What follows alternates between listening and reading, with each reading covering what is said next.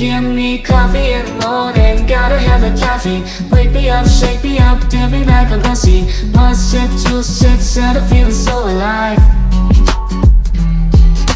Coffee in the morning, it's the best way to survive.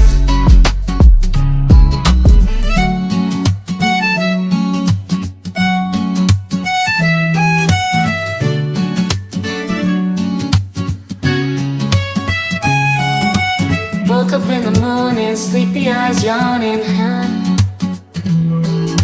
Jumped out of bed, started the day, opened the curtains. Felt the cool breeze, the sun shining on my face. But something was missing, I needed my job to chase. Give me coffee in the morning, give me coffee in the morning, gotta have a caffeine. Wake me up, shake me up, dip me like a lassie. Must shit, juice, shit, set a feeling so alive. Coffee in the morning, it's the best way to survive.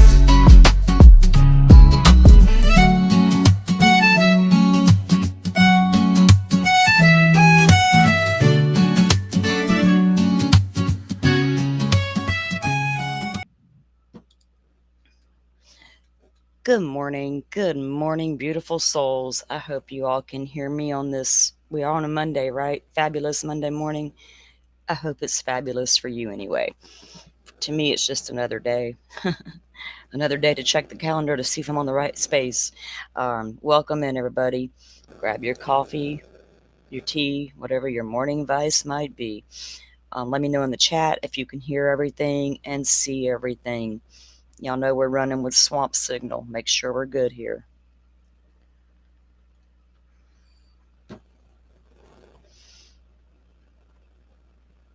Thank you, Forrest. Thank you so much. I appreciate that. Carrie, I think that's beautiful what you're doing. I've done the same thing. You never know when you're going to be the one on the other end needing help, right? So if you have the means, even if it's small, then all the more, and especially when you're showing your kids, right? What Christmas can be about. So I love that comment that you went and chose a name from the angel tree. You know, a lot of areas, I think all cities have angel trees, throughout with their churches, organizations. You can go down to the mall and find the big trees. So if that's something you guys are able to do, I encourage you to do so. I don't raise money around here for anything. I may tell you certain such is going on, go do that. But as far as dropping, no. As far as little kids at Christmas, that's a whole different ball game to me, because that commercialized holiday doesn't align with what I feel and think. Let me put it that way. I'm so sick already. We got Christmas stuff. I'm like, can y'all just stop it for a moment? Every year it gets worse and worse, and we just bitch and bitch, but they don't listen. Quote unquote, they don't ever listen. Oh, y'all tired of all that early Christmas? Well, watch us go earlier next year. Can we just, if we don't talk about it, maybe they'll stop. So I always love to see that, Carrie. And thank you for reminding all of us that we can reach out in no matter what kind of capacity, guys, even if it's sending the kids to school with a couple of canned goods. They run the little programs throughout school where you can donate. They do here anyway, where the kids can bring in non-perishables and they donate it. And then the mailmen actually drop it off while they're out delivering mail a lot of times. We have several different programs around here. But yeah, even sending the kids together with a couple of extra canned goods you grab at the store, box of stuffing, y'all know the drill. Them holidays are fast approaching. Y'all know look, I'm so bad about dates and times and clocks and calendars. Those of you who know me know. Yesterday I was thinking, oh, wait a second, isn't Thanksgiving coming? And I thought, doesn't it come on the 25th? And then I thought, wait a minute, I don't think it does every year. That's how bad I am about not doing the holidays. Not like anti-holiday. It's not that. It's just me. Like, I don't care. And so yeah, I checked the calendar last night. I was like, oh, okay, we got a couple more days. I hope my sister's cooking. I think we're gonna tag team it. Welcome in, Carrie. Welcome in, Sunflower, Caroline. Welcome in. It's good to see you. Real happy. Thank you for being here. And of course, our fabulous mod team, Forest and Butterfly, are here. I don't know if Rach has popped in yet, but she may be a little busy this morning. She'll be here. Sarah, welcome in, lovely. Andy, how you doing? Okay, you tune in when you can, ma'am.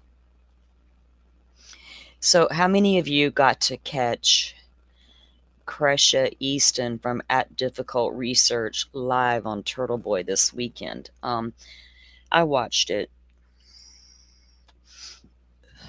I was there to support Cresha. I'll be doing a follow-up show on my feelings and my thoughts around this whole hidden true crime saga. And I can just go ahead and say right now, and I think it's been this way since this started, my thought process is not aligning with everybody else's. It's just not, and I can't figure out why. And it's bugging me, and I need to talk about it, but today's not the day. There's a lot there, and I still think, I know the bigger picture is still being missed. And we can hijack a story all day long and show how it fits our story as well. But does it really? Because if you logically look at the two different scenarios, you can see how vastly different they really are. And the circumstances behind it all are completely different. The motives are completely different. So, can we just stop it with the extra, right? These cases don't need extra nothing. Extra nothing. Please do not send me your crazy little videos that I gotta decipher and figure out who's what and what that blob over there just did and why you just threw shade at that parent without bringing a receipt to show why you just did that. How come it's okay for us to tear down parents in some cases, but by God, don't you dare look at the parents in that case? That's when it's time for us to check ourselves.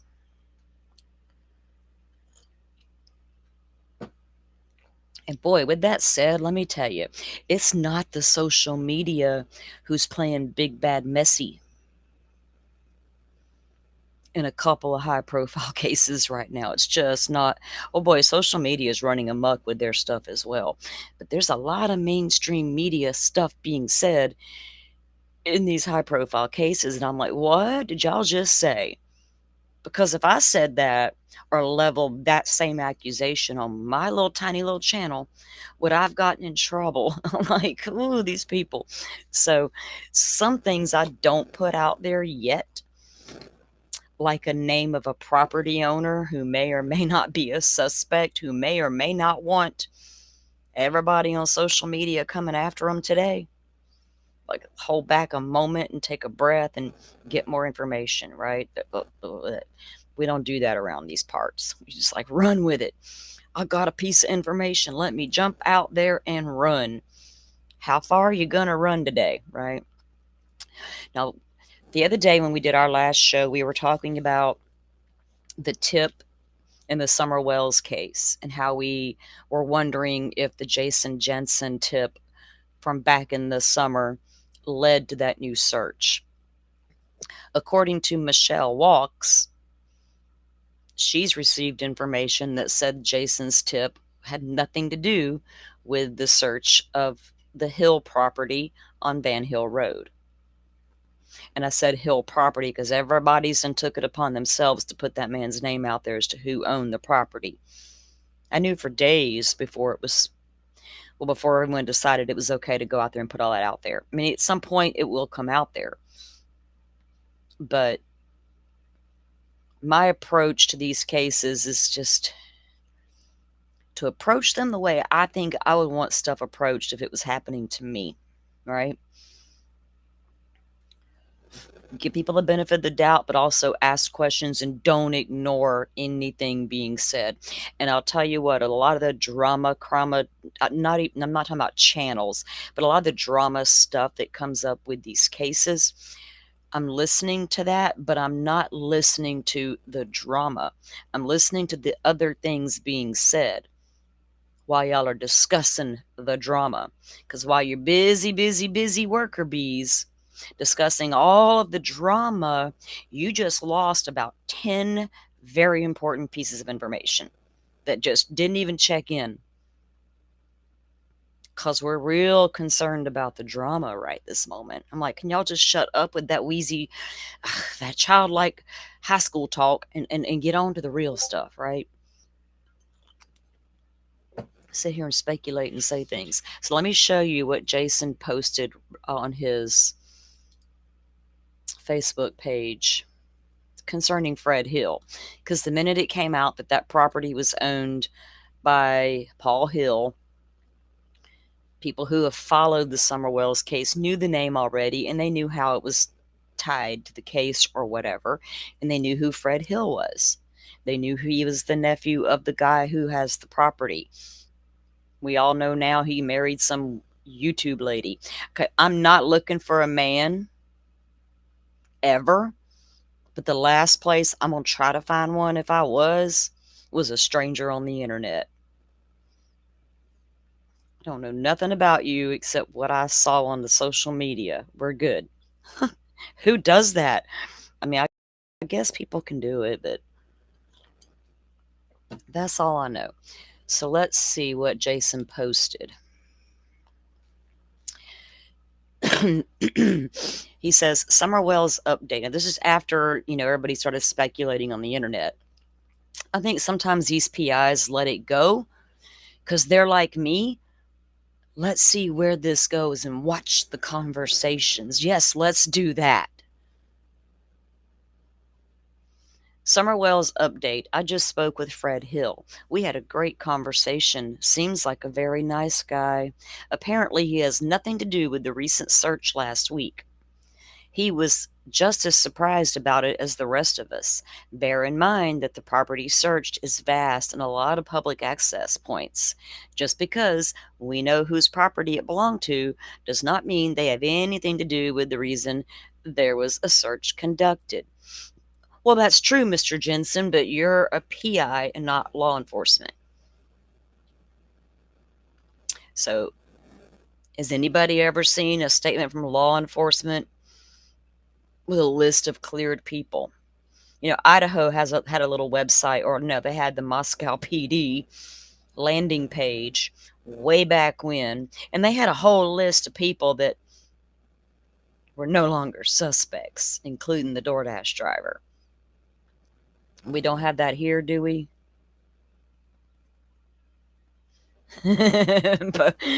Pokemon. That's different. Okay, I guess dating websites may be different. You take the time to get to know people.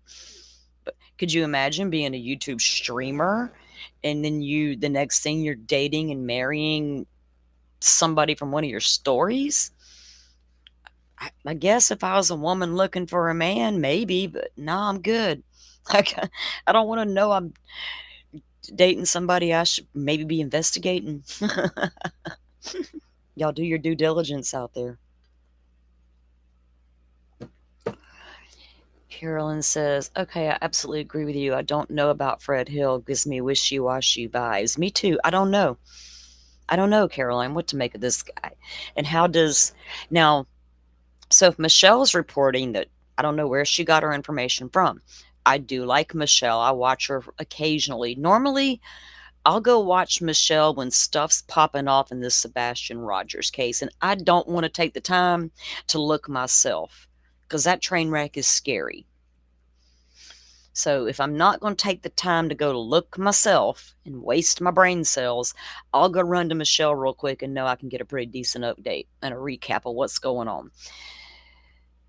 Now, okay, so If she's getting information that whatever tip, because remember, Jason's other post was referring to a brother.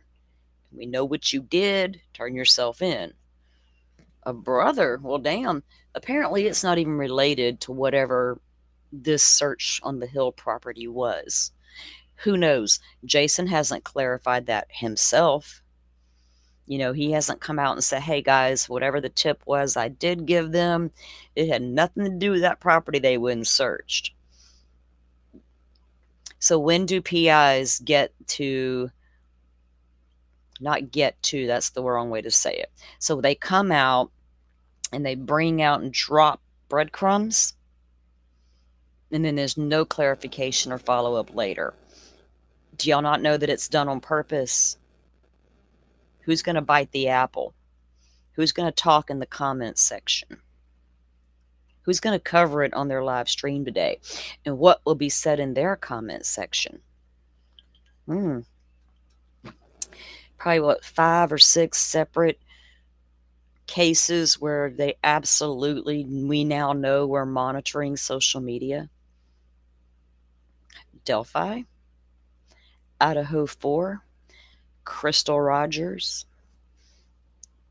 that Morphew dude that nobody want, he don't want nobody looking at him.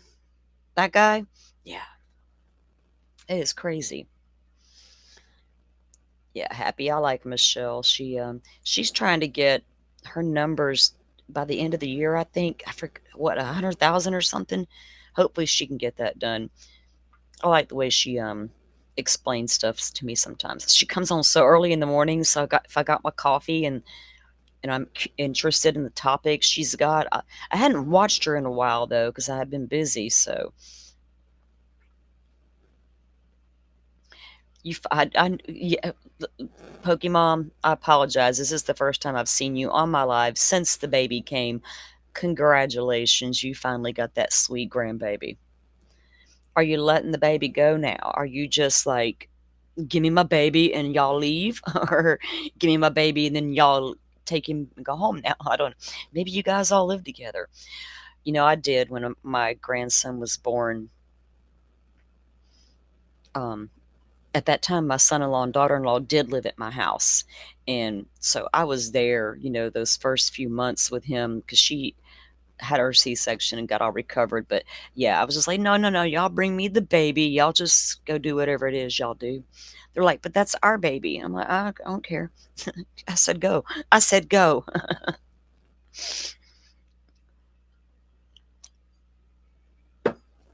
But that baby is precious. Okay, so that's all the updates we have on Summer Wells. There's nothing. They do have Stacy Wanderer's documents are all now showing up on the Idaho case of interest page. So I have the direct link to that, and I'll be looking at the docket every day. I'll check and see what's going on with anything new, because the great thing about Idaho and their high profile case of interest page, you're going to get all the damn documents.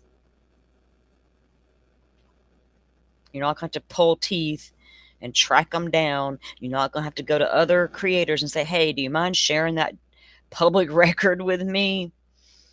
The one you got your 15 names are splattered all over it. That I can hardly see the document now because of all these. One watermark would have been suffice, but hey, do you? I understand it costs money to get these things and all of the things, y'all. I get it. But please make the documents readable if you insist on watermarking them. That's all I ask. I would never release a public document with my name, Salty Sleuth, just plastered all over it as if I'm special.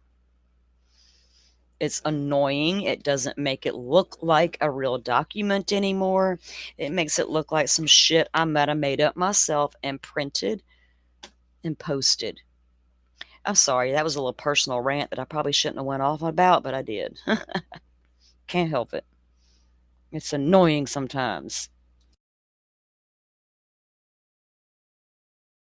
Oh, with that said, that reminds me, I do got a couple of great people who I call the document gods.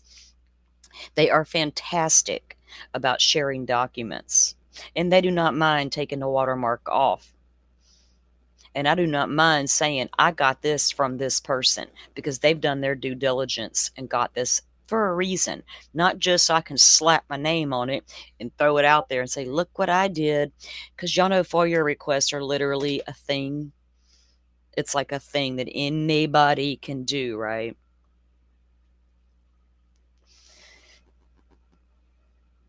That's what needs to be aired. What? I say all kind of things that may or may not ever need to be aired. But I just, these cases, the ownership of these cases, the entitlement,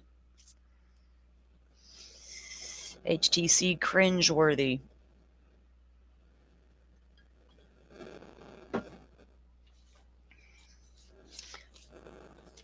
So we'll have to keep an eye on the document. Like I said, the docket, and we'll see what happens in the Wanderer case as it moves through the court process, and any other arrests that may come with that as well. We'll see. We'll see. Coming. Oh, okay. Dasani, welcome in. Welcome in. We're just getting started. We haven't done anything major yet. Just me with a little rant or two and just a little update from Jason Jennings, PI, here about the Summer Wells case. I know that over the weekend, maybe it was over the weekend, this Fred Hill's guy's wife, Ziggy, I don't know her. She was on the YouTubes running her mouth this weekend, but I didn't pay attention. I don't even care. I don't know why, but something tells me don't look at this train wreck. It's not worth it. You're going to waste your brain cells and your time and watch some grown-ups sit on the internet and blah, blah, blah about each other. I'm not interested in that. Because then I'll start my blah, blah, blah and tear you both the fuck down, and then we'll be done. Maybe I should be one of them call-out channels. Shit. You know, they figured it out. We can call big bad true crimers guilters, and then people will pay us for doing it. Fuck yeah. That's how that goes, people. Okay. How many of y'all knew of Slender Man from back in the day? When I say back in the day, my kid is 18 now. I think when this happened, he was like 9 years old. And I was like, whoa, wait a second. Come here, little boy. Hand me your phone. Because, yeah, at 9 years old, my kid had a phone. You got a problem with it? I'll explain to you why. I raised 3 kids born in the 1990s without cell phones, without devices, without tons of video games. 15 years later, I had another baby. Whole new era. Cell phones, video games. My kid is 18 years old, a total fucking gamer. He has been in advanced classes since 2nd grade. He works a full-time job and attends school full-time. Never, knock on wood, been in trouble a day in his life. I knew where my kid was every Friday and Saturday night. In his room cussing out little boys his age over a damn Xbox match. I'd have took that all day long over not knowing where my 15-year-old boy was at tonight. So, shove it, right? Slender Man comes out when he's around 9 years old. And I'm watching the news and I hear this and I'm like, no. Give me the phone. I went through his entire phone. I asked him what he knew about Slender Man. Had you ever seen it? Oh, yeah, Mom. Show me what you know. Here. I'm like, holy hell. Red flags went off everywhere. I did everything when I set that child's phone up. All the security settings. So I went back through everything. And every time he watched a YouTube video, guess who got a notification as to what he was watching? I did. I could click on it and I could watch what my son was watching.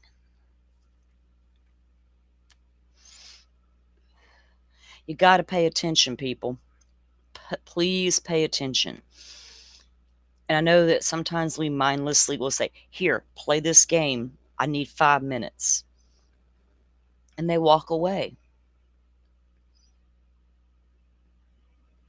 But have you had conversations about internet danger, stranger danger, all the normal things? Now, a lot of kids you can do that with, and everything's going to be fine. They're going to come and say, "Mom, Dad, look what I just saw." They're like, or they're going to look at it like my kid did and go, "This is stupid and it's fake." But you got kids out there who don't see it that way. They are either already having mental health issues that are going unchecked and untreated, or they're being treated and no one realizes how deep it really is yet. Or sometimes they have a bad home life and nobody really even cares what the kids are doing. Turns out this one little girl was apparently mentally disturbed, and Slender Man just fit right into her beautiful little world. Ugh, if you can imagine. Forrest says he can't believe she was silly enough to escape. That girl's more than silly. That girl should have never, ever, ever have been sent to a halfway house. I got a huge problem with that. I don't care how old she was when she committed this crime. I know she was 12 years old. I followed this case from the day it happened because what I was hearing was absolutely ridiculous. And it really, really, that was Slender Man. He was a fictional character. He It was all over YouTube back then. There was these little videos. Slender Man would go into the woods. He would have people. He would be doing weird shit. He'd get these, and it was like a story they could follow. There was a website attached as well, and you could go hear creepy, scary stories and things like that. And she says that Slender Man told her she had to go and do this crime.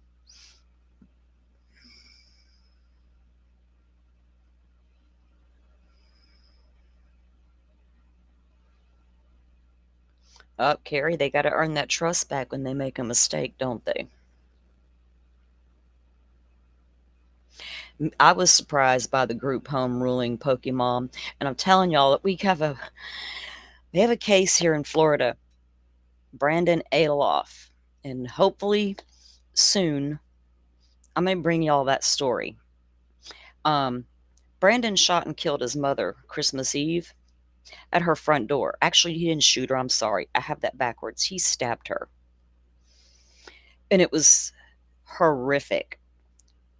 I mean, it was horrific. There's a lot to unpack with that case, and as to why he alleged.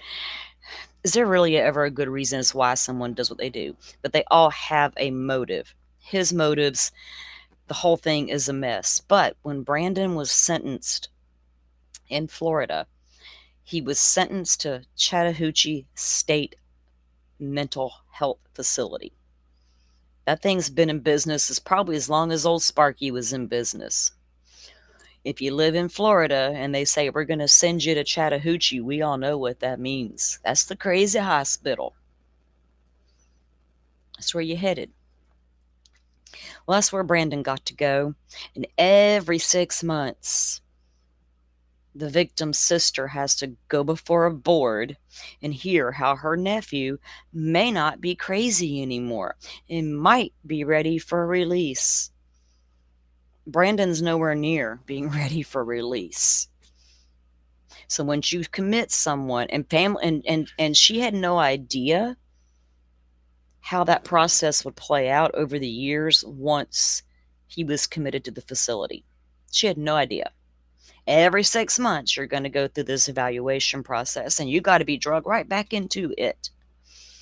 So I don't know if that's the case here as to how she ended up, because I think she was scheduled, sentenced to like 4 decades in the mental health facility. But at some point, she was released on early conditional release, got the ankle monitor, got to go to a halfway house, and psychiatrist signed off on it, saying she was ready. Could we see those mental health evaluations? I'm not trying to HIPAA violate nobody, but you just turned a killer, a child killer, a child who committed attempted murder. You're now saying they're good to go. Well, she cut her little ankle monitor off and took off on them. She's like, peace out, people. I got to go find my Slender Man. Oh my God. Well, they found her. She didn't get far. Let me see if we can get this to pull up. I want to show you guys a little bit of a news clip. So it's really a testament to Peyton, the victim here, her will to live, because they tricked her and took her out into the woods. They were going to play hide and seek or whatever. And they tell her to, one of the girls tells her, you lay down and cover up with sticks and leaves, and I'll go hide over here. Well, she did it. And then they attacked her. Then they claimed they were going to go get help for her. And they left her there. She finally gets up and is able to get a little further back, closer to the road. Excuse me. And she fell and laid down in the grassy area. So a guy comes riding on the bicycle trails, and he happens upon her and sees her. That's how they found that child. Her mother thought she was at a sleepover with the two girls. They had no idea she had gotten up, and they went.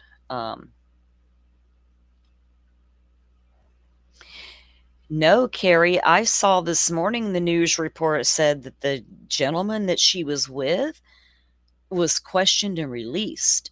That I don't know for sure, but I don't understand if that happened. How could you be with an escapee and get questioned and let go? That don't make any sense to me, right? I haven't seen a name yet, Pokemon. Let me see if I can pull up. The internet seems to be working okay this morning, guys. Let me see if I can get this news article or this news clip to play.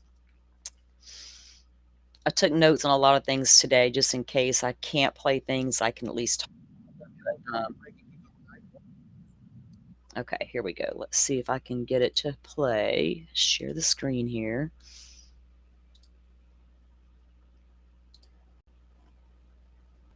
Attackers was found here in the Chicago area after vanishing from a group home in the Wisconsin area this weekend. Police say that she was taken into custody last night after she was found sleeping at a truck stop in South suburban Posen. Asal Razai is live at the Posen Police Department right now. And Asal, she is expected in court later today, I understand.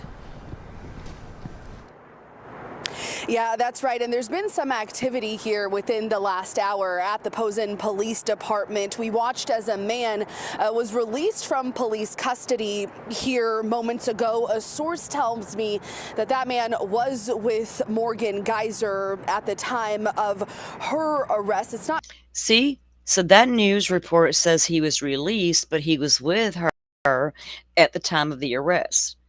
So where did he come from? When did she hook up with him? How long had she communicated with it? Something's not right. We know it, right? Yeah, Pokemon, was it just some rando she met, right? I cut my ankle monitor off. Could you give me a ride? That kind of thing. He's like, whoa, I just met her at the truck stop. I'm giving her a ride. That's all I know. Could it be just that? Could she have cut the monitor off, made her way to a place like a truck stop, found a random guy? You know how them random guys can be. You just batted your eyes at me, baby. Come on. Very fishy. Let's get us some bait and go fishing, guys. Clear if he's charged or accused of anything. He told us as he walked out of the police department, though, that he was looking for a way back to Madison, Wisconsin, and that's where we are over 100 miles away from here this morning. 23-year-old Morgan Geyser was supposed to be in that area. Police in Madison, Wisconsin say she cut off her Department of Corrections monitoring bracelet and was seen leaving a group home there on Saturday night with an adult acquaintance. She was tracked down. She was seen leaving the group home with an adult acquaintance who was tracked down. Here in Posen just last night. We'll show you this image. Police. So is this the same guy that they found her with, that they questioned and let go? Did he not realize who she was? Did he not realize she had an ankle monitor on? This house that he was picking her up at was a group home? Could she have lied? Y'all know she could have lied and lied and lied. When you're in them halfway homes, you get some freedoms. You may have access to a phone now and a tablet. They got to reaccumulate, can I not say the word? Reaccumulate. I still can't say it. God dang. So they have to put them back into society. Let me say it that way. They have to learn to live again. This girl was 12 years old in 2014 when she got locked up. It's 2025. Well, when you're locked up in confinement for years and years, they got to ease you back into society. Some of them. Some never make it. They don't know how to do it. They don't know how to live on the outside. They were in for so long. So they go to these halfway houses. They have opportunity now. I think they're required to get jobs. I know in Florida they are. You move to the halfway house. It's not like, go finish your prison sentence here. Peace. We'll see you. Don't ever leave that house. It's not like that. You are required to go to work. You are required to do these things because they got to get you back into the swing of things to go be a good, productive citizen. Well, if he was on even if he wasn't on, which he says if he was on, unless you're on probation or parole, we knew nothing about his status. He doesn't have to be on probation or parole to do something wrong. If they can show he knew, right? Like some phone text communications or her even saying, yeah, he knew. That's different. They may come back and charge him at some point because if they just nabbed her, we need y'all cell phones now. We got some work to do. So maybe they still can formally charge that whoever the person is with something, or unless she flat out lied to him and he knows nothing about it.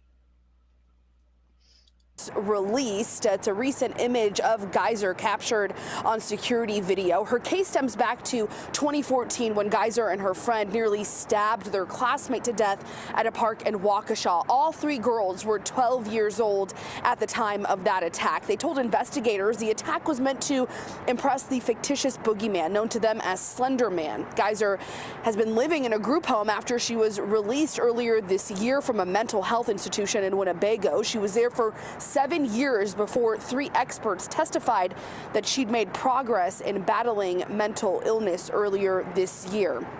Now, we have reached out to Geyser's attorney, who posted a video before her capture last night urging her to turn herself in. He also said that anybody who helped her walk away from that facility would be prosecuted and prosecuted to the fullest extent of the law, he said in his video. We've reached out to him for comment this morning, and as you mentioned, Dana, we've learned from a source this morning that Geyser is expected to appear in court this morning. We're working to find out more details about that. For now, I'm live in Posen. Asal Rizai, CBS News Chicago.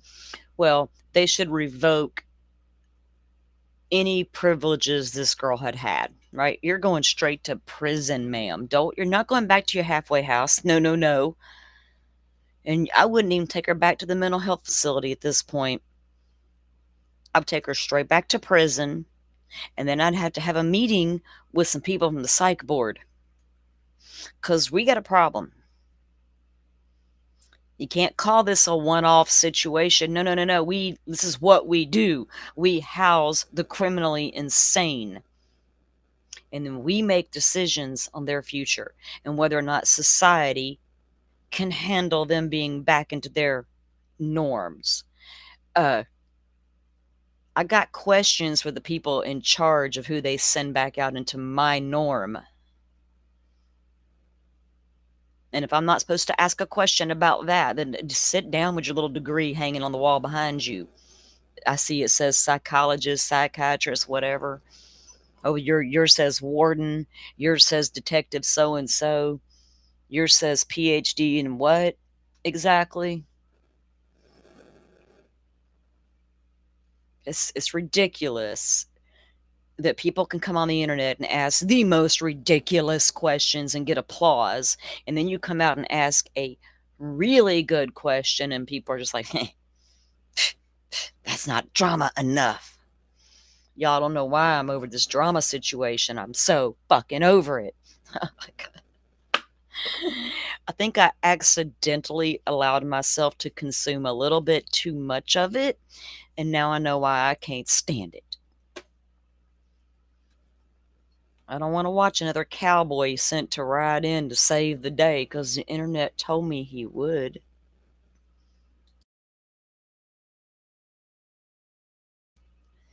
I saved myself. So that crime occurred back in Wisconsin, like I said, May 31st of 2014. They were all 12 years old. Peyton Lautner, the child who was stabbed, they stabbed her 19 times in total.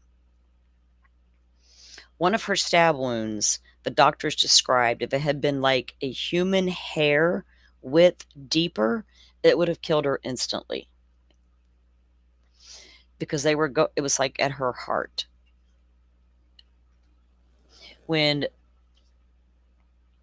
they interviewed her at the hospital, she described the blade being about 5 inches long. They arrested both of those girls, Anissa Ware and Morgan Geyser, were the two friends. They arrested them both about 5 hours after the crimes on Interstate 94. They were about almost 5 miles from the scene on foot when they were finally caught. They were headed to the Slender Mansion 200 miles away in a national forest. Now, could you imagine your 12-year-old believing this character's a real person and really lives in the woods in a mansion in the middle of a forest at 12 years old?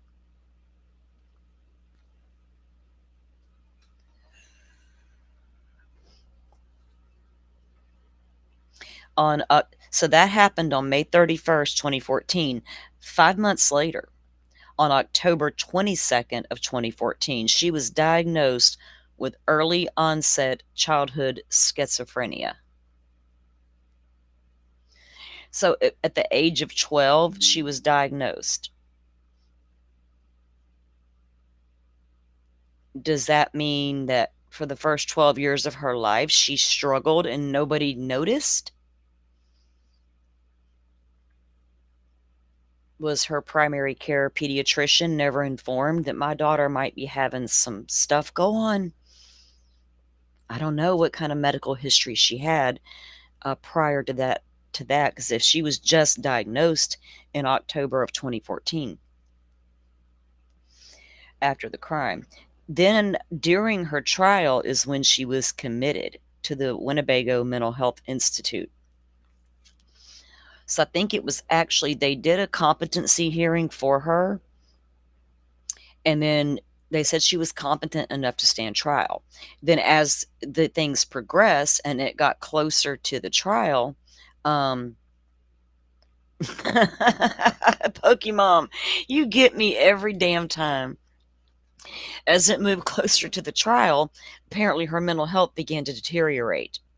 And by the time the trial started, it really deteriorated. So maybe we need to review some of that trial here, guys, and see what happened with that messy situation.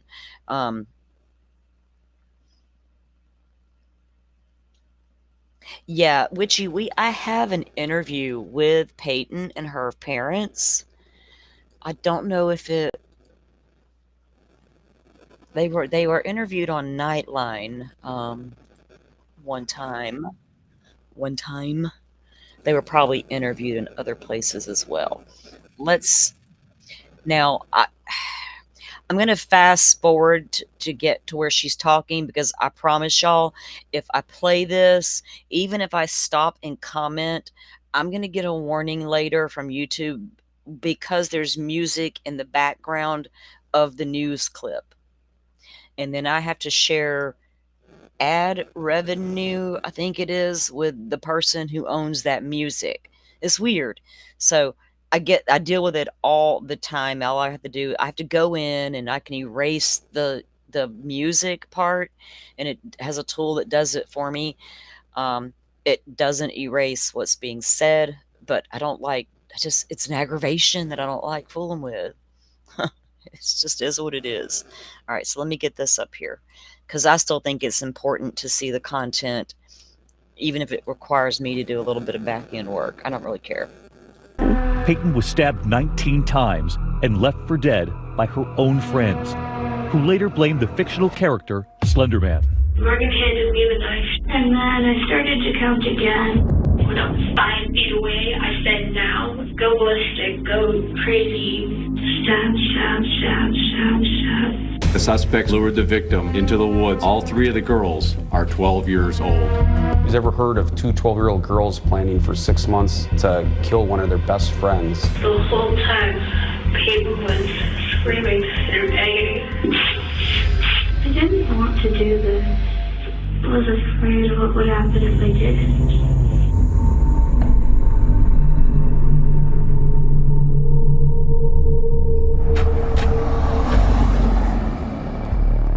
It's Friday night in Waukesha, Wisconsin, a Milwaukee suburb. Peyton is getting ready to celebrate her best friend Morgan Geyser's birthday at that slumber party. Peyton was so excited. The girls met in 4th grade, Peyton drawn to Morgan because she was a loner who needed a friend. I made friends with her when I saw that she didn't have any friends at all. Also at that sleepover, Anissa Wire, who was new to the school and who had grown close to Morgan. They played up in Morgan's bedroom, ran up and down the stairs, giggling and laughing, and I mean, it was just a normal night. Ma'am, I don't think there was much normal about your daughter. I don't mean to go coming at you, but I'm having a hard time believing that girl was normal up to this moment. But there was nothing normal about what happened the next morning when Morgan and Anissa suggest they all go to the park and then to the woods together. Anissa told me to lie on the ground and cover myself in sticks and leaves and stuff, but it was really just a trick. While playing hide and seek, then came Anissa's command, and Morgan attacks Peyton with a knife. Morgan said, don't be afraid, I'm only a little kitty cat, and jumped on top of Bella and stabbed her. When she says Bella, that's what they called Peyton. They nicknamed her Bella for some reason. Repeatedly. And do you remember when it started? Kind of. I didn't feel anything because my body was in shock. So they told me to lay down, you'll lose blood slower. We're gonna go get help. Did she try to get up? Yeah, she tried to get up. She said that she couldn't see, she couldn't walk, and that she couldn't breathe. And they told her they were going to go get her help. But Anissa flat out said, no, we weren't getting her help. We wanted her to die. I got up and then just walked until I hit a patch of grass where I could lay down. A bicyclist notices Peyton bloodied and lying in the grass. He calls 911. Officer Dan Klein is the first on the scene. I asked her who did this, and she told me her friend Morgan. Peyton tells paramedics she's been stabbed. They asked how long was the knife, and she said that the knife is about like this, and she was talking about the blade, not the handle. Her mother rushes to the hospital just before Peyton is taken into surgery. I said, you're gonna be okay, it's gonna be fine. But I could see that she was covered. Her arms and her legs and her abdomen, they were covered in stab wounds. I remember the first time I ever saw her mom come out and do this interview and speak about this. I felt so horrible for her. Could you imagine getting this call and then getting to the hospital and seeing your child in that condition and then learning how they ended up in that condition and why? My God, that's that other case of the 3 girls, the 3 friends, and they killed their friend. Oh crap. Their names just left me all of a sudden. Same type of situation. It's horrible. Except the other 3 girls were a couple years older. The surgeon treating Peyton told me if the stab wound to the chest had been the width of a human hair deeper, she would not have survived. While Peyton fights for her life, police are searching everywhere for the two girls. It was about 2:53 in the afternoon. I had gotten a message that the sheriff's department had located the girls on the site of I-94. They were sitting on the side of the freeway. By the time we found them, they had walked about 5 hours and made it to the north end of our city. Morgan Geyser and Anissa Wire are brought back to the Waukesha police station. So they walked across town for 5 solid hours, and then they found them sitting on the damn interstate. And they have blood on them. Goodness. For questioning. Their demeanor was very calm. They seemed kind of meek. Your parents know that you're here talking to me, okay? And I'm glad they're so glad that you're safe. I did notice she had a blood stain on the front of her shirt, and she was wearing 2 shirts. Okay, what is your name? Anissa Wire.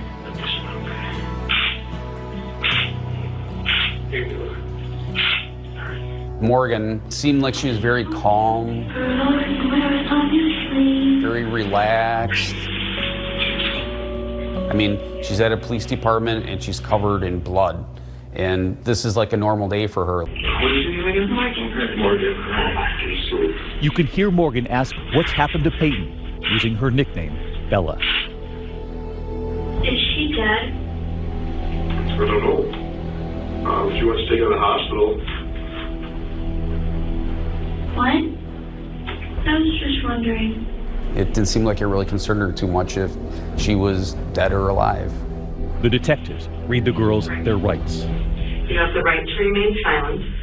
Here in the state of Wisconsin, a child can be interrogated without the presence of their parent or guardian being in the room.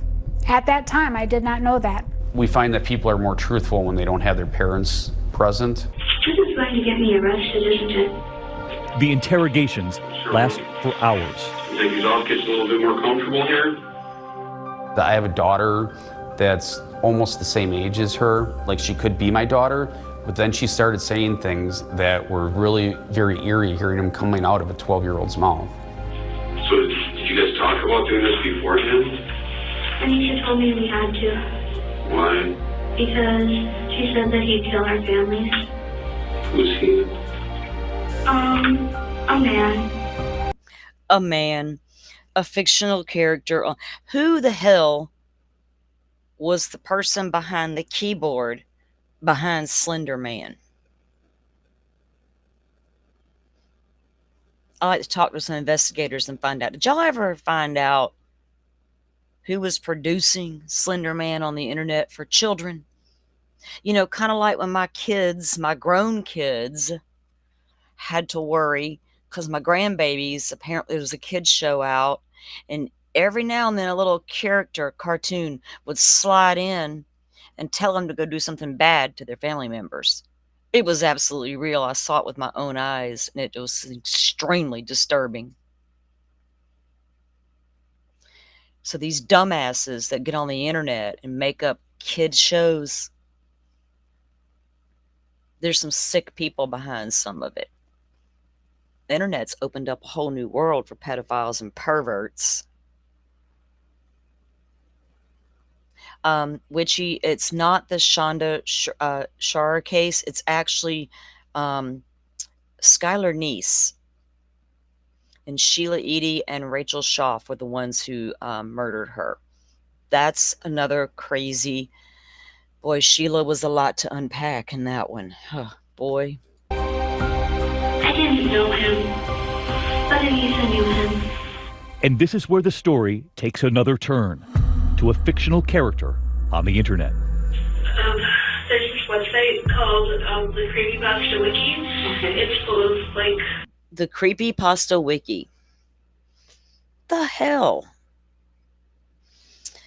People trying to come at our babies from all angles. Remember back in the 70s? If y'all were born back then, like me, I was born in the 60s, whatever. Raised in the 70s. We always heard in the 80s, we didn't lock our doors back in the day.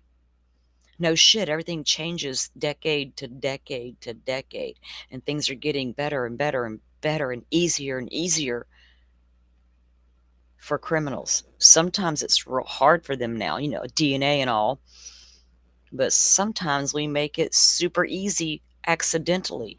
And then what do we do about it? We already know we have stings all over the internet. Police departments running stings, trying to catch the pedophiles, luring the kids out of town on the internet and all the things. But man, there's a lot to worry about with kids on social media. And for someone to blow it off as nothing and not take it seriously with your own children, you got to stop living in a fantasy world where everything just comes up beautiful, right? Because that's not the world we live in, unfortunately. Stories that are meant to purposely scare you, and there's one of them called Slender Man. Who's Slender Man? He's And these people who are getting their fucking rocks off by producing this shit, I just watched a thing the other night. It was a documentary I was watching.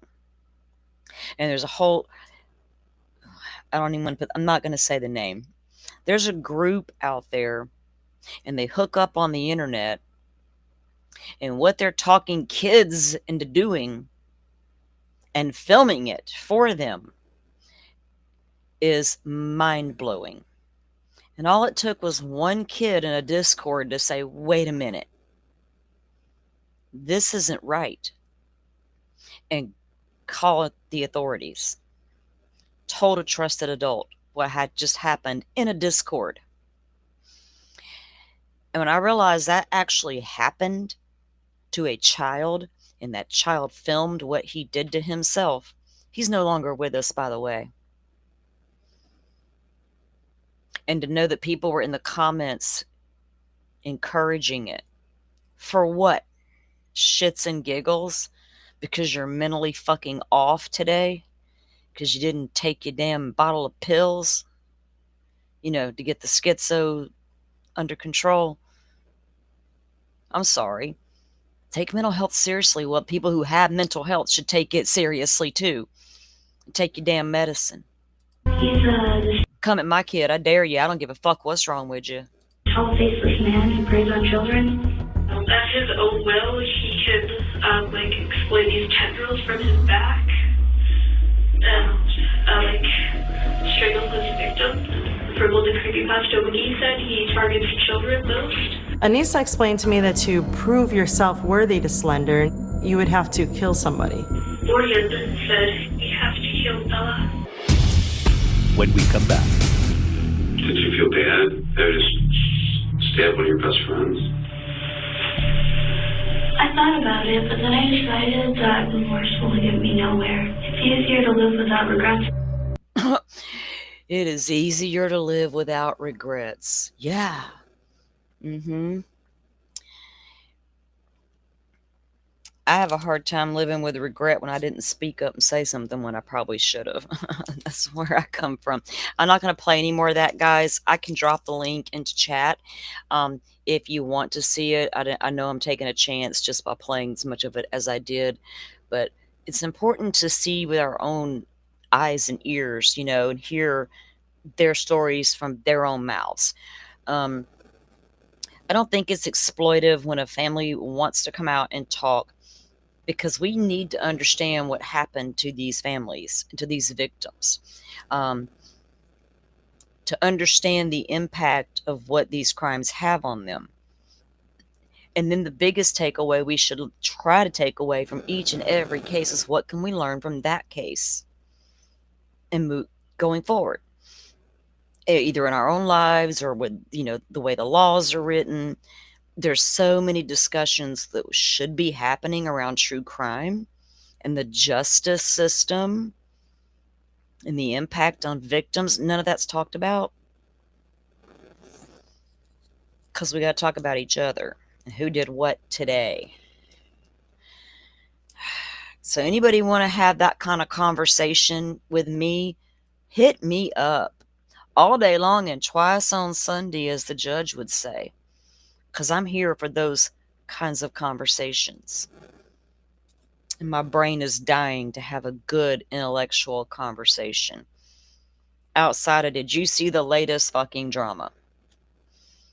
Yeah, I did. I can watch that shit on Real Housewives in about 5 minutes. Give me a sec.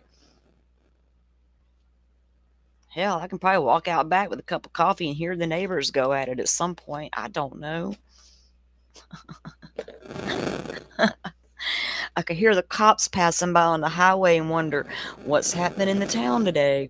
Now that I'm back in the city, and other than the occasional county mountie that rides by, now I'm in the city going, oh, I don't know what's going on out there. The cops are going. I'm just going to stay right here and mind my business. Maybe I'll see it later on the news and I can cover it on my show.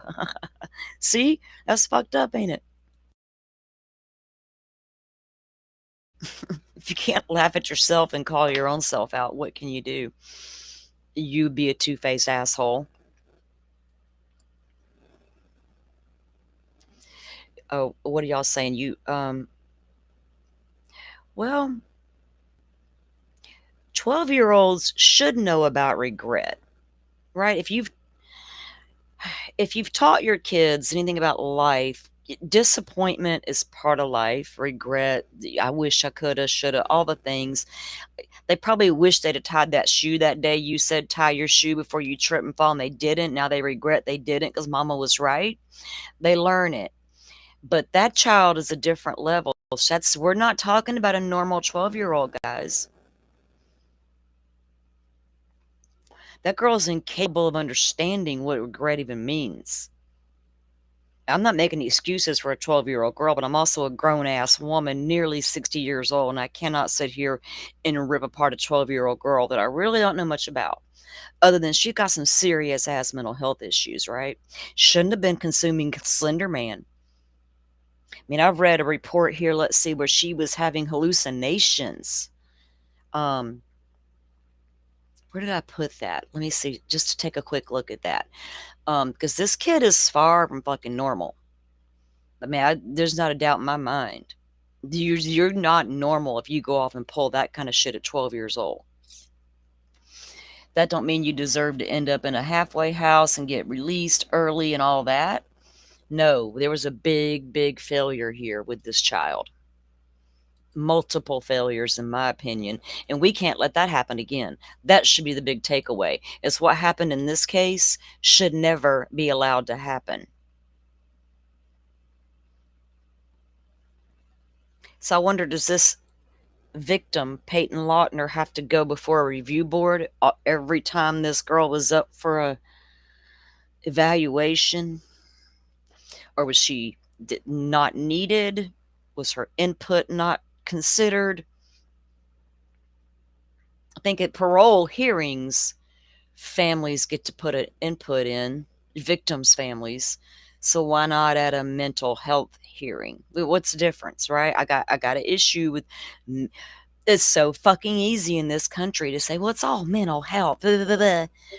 Yeah, okay, I can agree, but what the hell are we doing about that?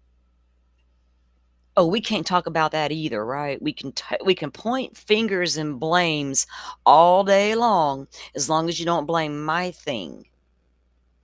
But we will never talk about solutions. I think those men that sat around and wrote the Constitution will be scratching their heads going, are you are idiots? What? You don't even want to talk about it? You expect it to correct itself? Can we get some course correction here? I think society needs a course correction. I'm sorry. They're asking me to accept a lot of bullshit that I don't think should be acceptable. Tell you, society's tried to tell me how to live my life my entire life, and it did not jive with what I wanted. Boy, did it not jive with what I wanted. Turns out I was the one right, not society. Lesson learned. Okay, so this is just the Wikipedia stuff on it, right? That happened. And went over almost all of this. Now, Geyser, the one who escaped, she was charged with attempted first-degree intentional homicide.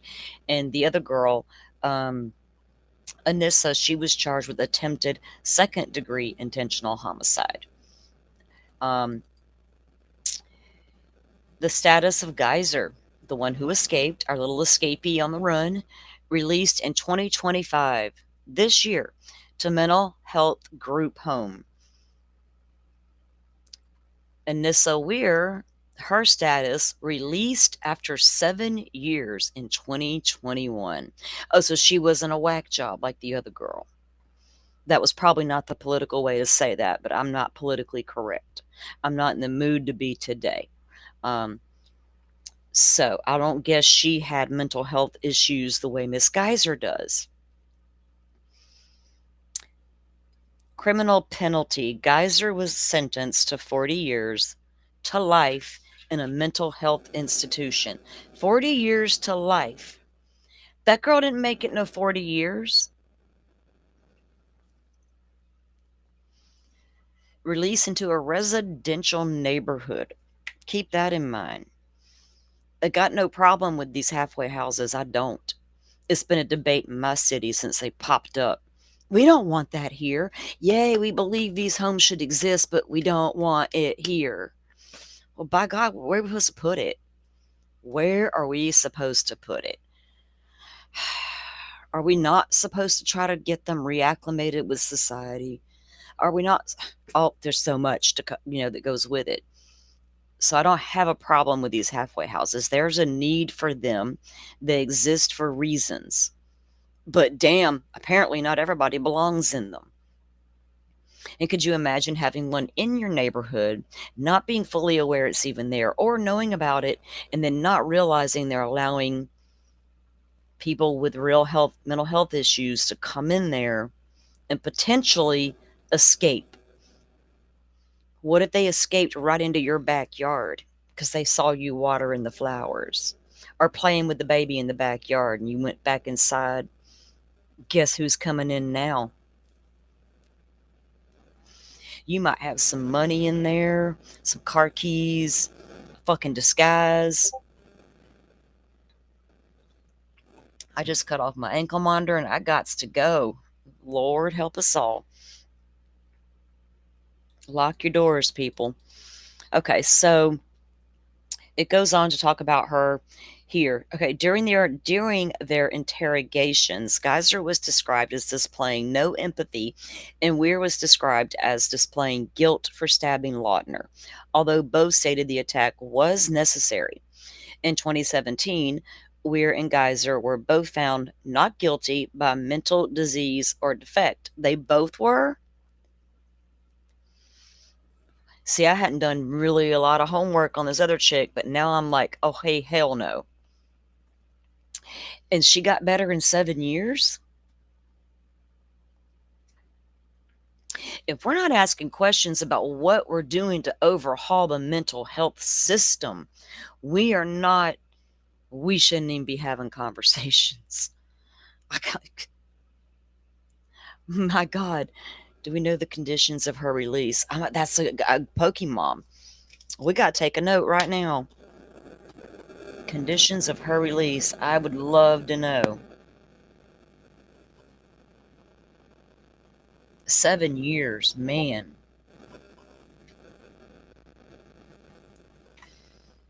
If they can prove that girl got better, then I think she should have been. How long did she initially get? Because once you're better, shouldn't you go serve out? Let's see. Let me finish reading it before I get ahead of myself. Okay. I didn't look at this yet. Well, not all of it. I did skim through it. But I didn't read this part. Okay. So they both had mental disease or defect and were committed to mental health institutions. Weir received a sentence of 25 years to life, and Geyser was sentenced to 40 to life. Weir was released in 2021 to live with her father. Was that her only condition, Pokemon? Got to go live with your daddy. What's he going to do to stop? Oh my God. What if she... I don't guess he was concerned. I might have been a tad. I don't know. I'm like, baby, are you sure you can come home today? I'm gonna put all my knives away. Damn it, man. 25 to life, but she was released in 2017. Wait a minute. This occurred in 2014, the crime? 3 years later. Oh, wait, did I read this correct? Oh, 2021. I looked up here at 2017. I was like, wait a minute. No, it was 2021 when they released Weir. Man, she didn't even serve anywhere near her 25 years. What's going on in Wisconsin with their sentencing guidelines? You can get away with mental defect, but once you're better, we'll let you go home to daddy, or we'll put you in a halfway house and take our chances. What the fuck just happened in Wisconsin? Okay, if I was one of y'all that lived in Wisconsin right now, I would be asking questions or I would be making some noise. We have a huge mental health facility here in town. It's like the go-to where I think anybody can go there, but I know like a lot of low income and public funding programs are through that facility or whatever. So that's in the jail, the courts will send you there for different things. I guess like rehab and stuff or whatever. Whatever. They got some kind of drug court thingy. But anyway, that place is always under scrutiny, right? Like people began to realize throughout the 80s that what for 20 years y'all been just every person that came through the door was getting a script for Xanax and what are all those meds? Everybody? They all got the same condition, same exact condition. Yeah, that's how bad it got. So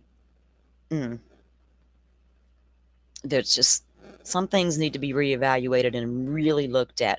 And we don't need Dr. John on the case. My God, don't. He might come off with some strange ass Brad Pitt analogy stuff. That's the kind of doctors, guys, that we have running these mental health facilities. Think about that for a minute. Let's just take a moment of silence and let that fucking sink in. Gaslighters who want to come out with a weird Brad Pitt analogy to cover his wife's stupid tracks because she's a messy ass bitch behind the scenes that nobody wants to be friends with.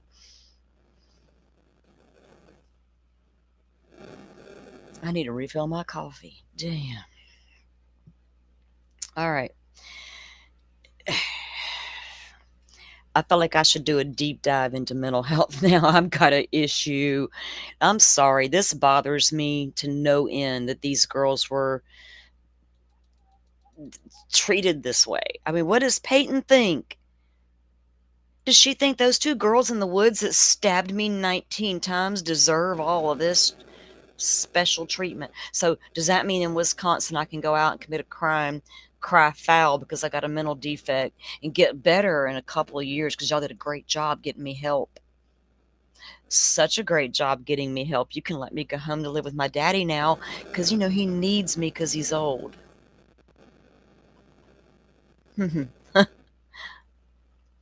Anybody checked on that old man lately? Are all his needs being met? I'm not leveling accusations. I'm speculating.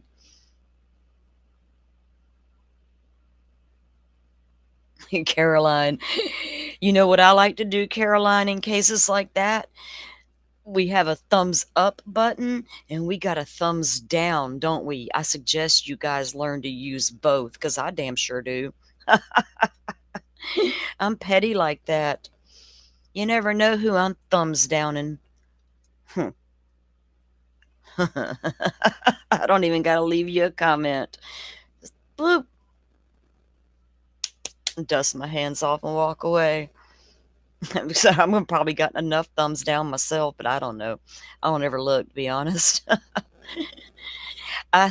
Sometimes when I go look at the YouTube on my page, that's when I notice the thumbs up because it's right in my face. I can't, otherwise I don't think about it.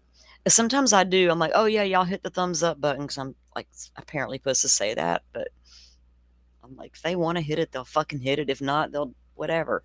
Who am I to tell people what to do with their thumbs? But we do appreciate those thumbs up, guys, and I do give thumbs up to those people I appreciate that I go watch, and those are few and far between. If you make my watch list, you're impressive, or you're funny, or something. You'll fall into a category, but the category is not real big. All right. Enough of that. So then Geyser got released this year to live into the group home and was scheduled to be under supervision till 2058. Damn. Okay, good. You should have, it should be lifetime.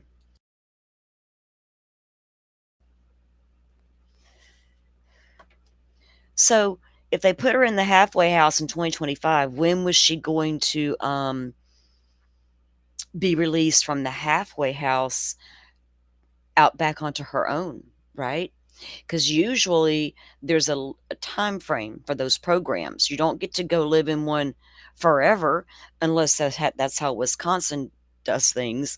But normally it's like a 6-month program or an 8-month program, and you got to complete step 1, step 2, and do these different things. And if you don't comply, you go back to prison to complete your sentence. You got lucky, you got out early. That's the way that should be. Now, here's a chance. Try to make it happen, wink, wink. No. Get out here and prove yourself. And prove you can function in society and be a decent human being. Because when I walk out my front door, guess what's happening today? I'm going to be a decent human being to everybody I come in contact with. Even the sketchy ones. I'm going to keep my distance, but I'll flash a little smile because I'm not rude. But don't fucking follow me either, because you don't know what I'll do then. There's two sides to me. Don't test me.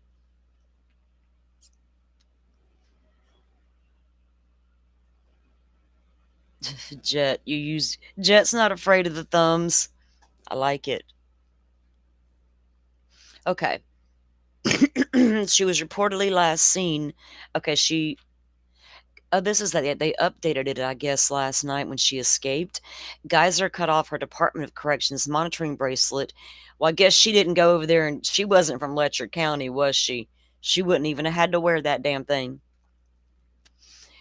So she cuts off her monitoring bracelet and left the group home. She was reportedly last seen in the area of Kronk Drive in Madison, Wisconsin, around 8 p.m. Wait, where's JC? JC Ann? No, you're in Nebraska, I think. I was about to say, JC, get all boots on the ground, girl. On November 22nd, with an adult acquaintance, according to the police department. She was found and taken back into custody the next day. I hope the hell they didn't return her to the group home. Y'all keep an eye on her this time. And so I caught a little bit of a news piece this morning saying something about there was a breakdown in communication between the DOC, the Department of Corrections, and this halfway house. Like, it took people a minute to even realize this girl was gone. And locally, because I do know somebody who left prison and went to one, you have to be back at a certain time. You have to check in. They got to know your work schedule. They have to know everything about your everything. You can't just get up in the morning and leave. I'll be back later. No. That's not how it's supposed to work. She did, Caroline. She wasn't there long when she decided, I'm out. Did she start planning this when she realized she was going to get to go to a group home? Was she smart enough to play her therapist? Because if you're smart enough to play your therapist into tricking them into thinking you're okay, you're not just somebody with a mental health defect at that point. You're a fucking psychopath. Right, Brian Koberger? I I said that shit out loud, didn't I? The stabbing generated extensive public debate about the role of the internet in society and its effects on children, and moral panic occurred. Moral panic. Moral panic didn't occur. We all have morals, sir. It was, who are these idiots on the internet putting this shit out? That's what I wanted to know the whole entire time. But everybody wanted to get lost in these kids are watching these stories. I was more concerned about who's putting that shit out there. I ought to research and figure out if they ever figure out who that was. They can't even figure out who the hell Papa Roger was. You'd think that'd be easy to snatch that IP address right up out the Facebook the minute it started appearing. I think I'm stupid. The minute you got a strange commenter knowing we got a knife sheath, you think law enforcement wasn't aware of it?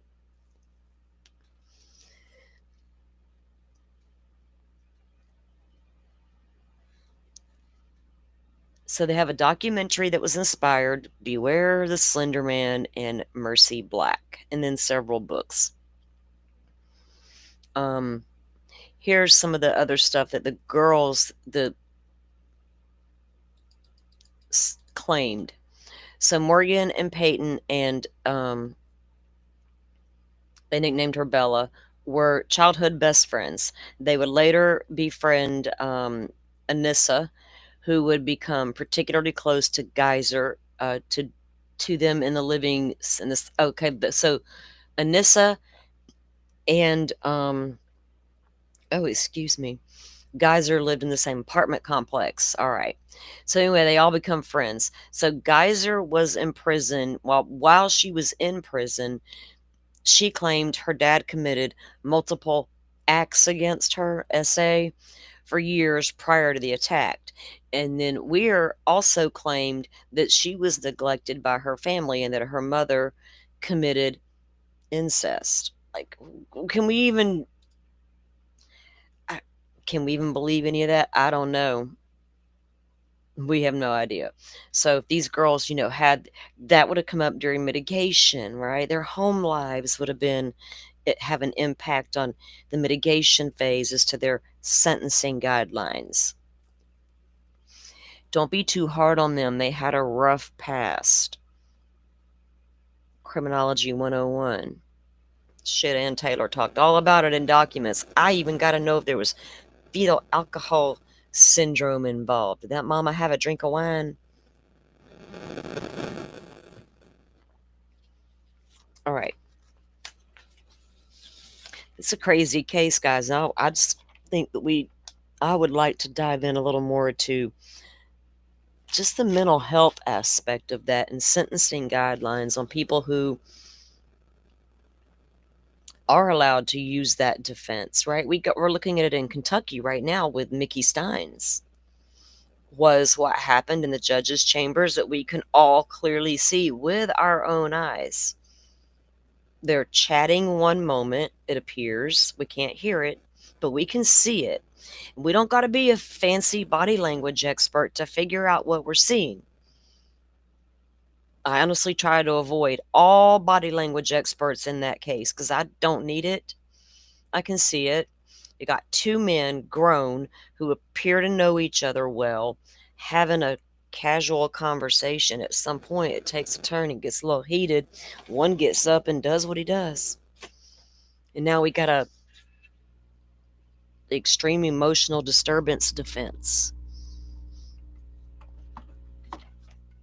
I gotta plug my phone in before it dies, guys, and that will go. My hotspot won't work anymore.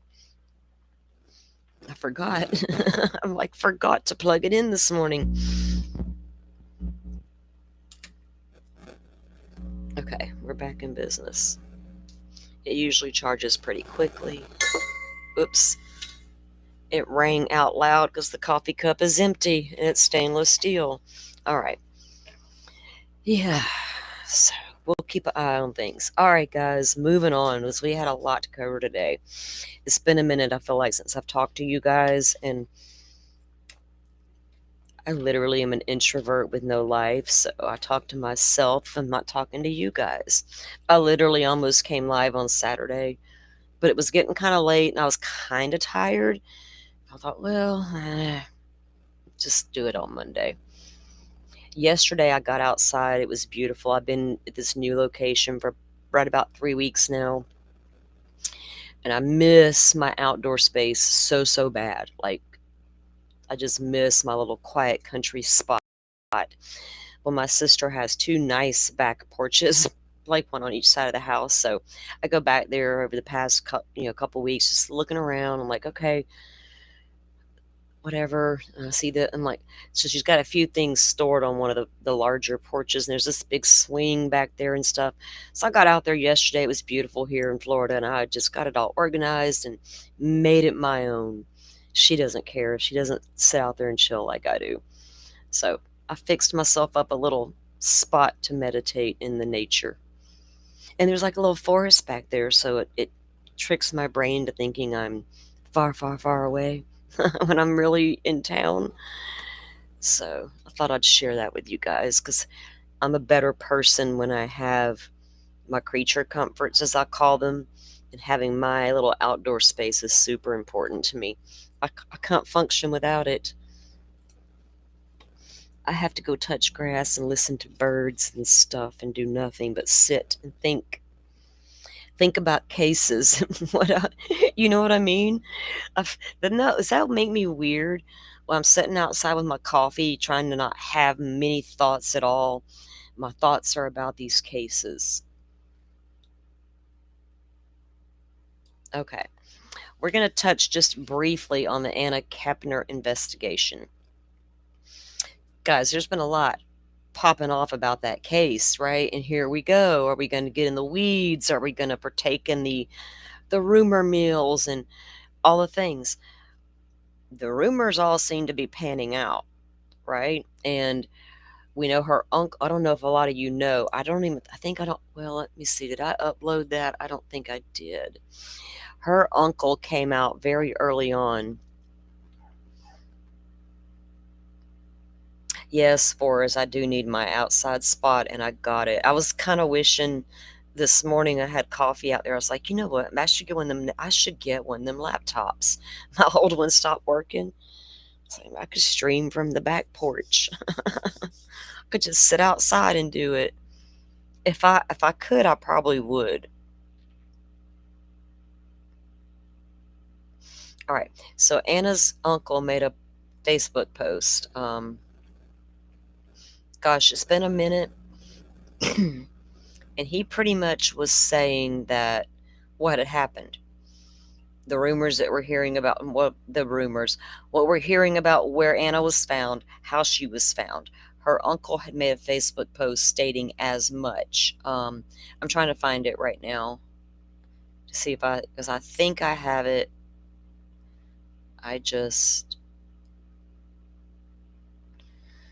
Oh boy, I shouldn't probably have so much of this stuff, different cases, stuff you forget you have sometimes. You're like, oh shit. Oh goodness, there we go. Anyway, the uncle made a post stating what I said about her being found under the bed, the way that she had passed away. This was, a family member. So we are hearing that, and you guys, we listened to the audio, actually we watched the video part of the hearing that the suspect is the 16-year-old son of the stepmother. And then she's in the middle of a custody battle with her ex over the kids. She has a 9-year-old daughter and then the 16-year-old son. And during the midst of that battle, she goes on the cruise with her new husband and his kids. He has Anna, and then he has 2 boys from another marriage. They were her half-brothers. Yes, Dasani, I didn't realize the grandparents were on the cruise either, but there's a photo of them floating. I have it. I didn't upload it because I I don't want to really just put their photos out there yet, but yeah, it is being said that the grandparents were there as well, and we don't have a reason to doubt it. And this is a photo that's circulating of the family. Now, I don't know when this was taken, if it was like this year, last year, whatever, because I think this mom and dad have been together about a year from what I've seen. And I guess the taller boy here on the left would be the 16-year-old. It would be my guess. And then the two other boys would be Anna's half brothers, because that little girl belongs to the wife, not him. And that's in the court. That's from the court hearing, right? That's how I figured out for sure who the people are. But I do have the picture of the grandparents, so they allegedly were there as well. The grandmother did an interview, Carrie. We know that the ex-boyfriend to Anna did the interview where he said that he was on the FaceTime call. Anna fell asleep, and he sees the stepbrother come into the room, climb on top of her, right? And he's like, hey, what are you doing? And then he says that he warned Anna's family, and they just, I guess they didn't take it seriously. Let's see. I think I have that clip of him saying that, where he was interviewed, and then his parents, I guess it was, got him and, rushed him away from doing an interview. Let's see. Do I have that? I feel like I did. Oh, I know where it is. Hang on, give me 1 second, guys. Because there's not much more that's come out other than that information. They had the hearing, and the judge gave them a continuance. Okay, so it was an emergency order, and the judge said for the emergency hearing, that was really to do with a 9-year-old little girl, because at that point, both parties had agreed, mom and dad, bio mom and dad, had agreed with their attorneys that that boy would go from the boat, the ship, and would go into the custody of one of the bio mom's family members. And we've also learned that after the incident, whatever, they got off the ship, they were, the boy was allowed to leave with his mother. She committed him to a hospital. Now, in Florida, where they're from, you can do that. A 3-day hold for a mental health evaluation. It's called a Baker Act. I don't know that she Baker Acted her son, because she absolutely can do that, being his mother in Florida, for a 3-day evaluation. I don't know if that's exactly what happened or not. But then once he was done with the hospital stay, that's why I'm thinking it was probably that type of evaluation. Stabilized. They get you stabilized is what that is. And if you need to be committed and further so on, that happens. Otherwise, you're stabilized, you're released to follow up with your medical providers. So once that occurred, they both agreed for him to go live with the relative to the bio mom. So the judge is like, okay, well, we're here about the 9-year-old then. So she reset the court date for early December, because the bio dad mentioned maybe having to call the 16-year-old to the witness stand. And the judge is like, y'all understand you got to go through me to get him to even testify, right? And then y'all better think about what he's going to come up here and say if he's a suspect in a, what. So there's a hot mess going on with that whole thing. What we don't know, and we now know how she was killed. And it was asphyxiation. That was a bar hold they're describing, that kind of like a wrestling move type thing, arm around the neck. She had bruising on her neck. Will the boy confess? And will he say it was an accident? And how do you prove it wasn't or was on purpose, right? I don't know. That's In Florida, some kids can be charged with an adult crime at the age of 16. It's happened. You're 16 years old, you just did this, you are now charged with an adult crime.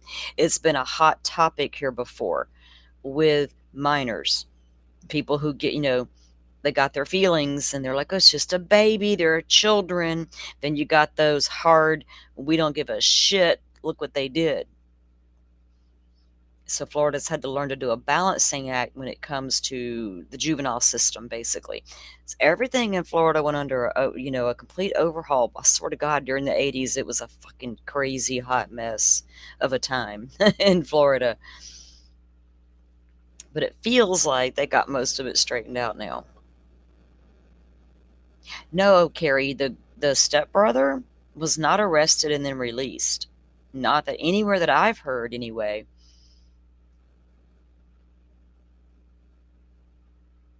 Anybody else here? He was arrested and then released? Because that's a bold move to arrest someone to have to release them. That means you got no evidence. So why would you jump a gun and arrest somebody with no fucking evidence to prove a case? Well, we ain't talking dancing in the dark. Well, it's Florida. It's a ship on the seas. We don't know what the hell's going on. But yeah, no, I don't know. I haven't heard that. I think it's going to be a very messy family situation. Extremely messy. And it's really sad that Anna had to live a life like that. You know what I mean? I don't think people realize, adults, and I know I give adults a hard time, and I don't care, because don't think I haven't thought about this in my own life. That's how I concluded what I conclude. Single by design. Part of the reason, I don't want to deal with it. I don't want to deal with you, your ex, the kids, the battles. Could be fantastic, could be a hot fucking mess. I just don't have the mental capacity to try to figure it out. So I chose not to do anything. I think I dated one guy in 10 years when my last kid was growing up. But I've seen so many adults make a hot mess of their children's lives in the name of what they want and need. I've been married 4 times. I've been married 3 times. I got 4 kids. He's got 5. That can really work out for a lot of people. It really can, if the adults' heart and minds are with the children. The second they're no longer with the children, we got a hot mess that happens, right? And they're not thinking about the consequences of what they do in their lives coming down and have that trickle effect on their children. And if Anna stressed to anybody in her family she was uncomfortable around this boy, and Dad said, well, I love his mama though.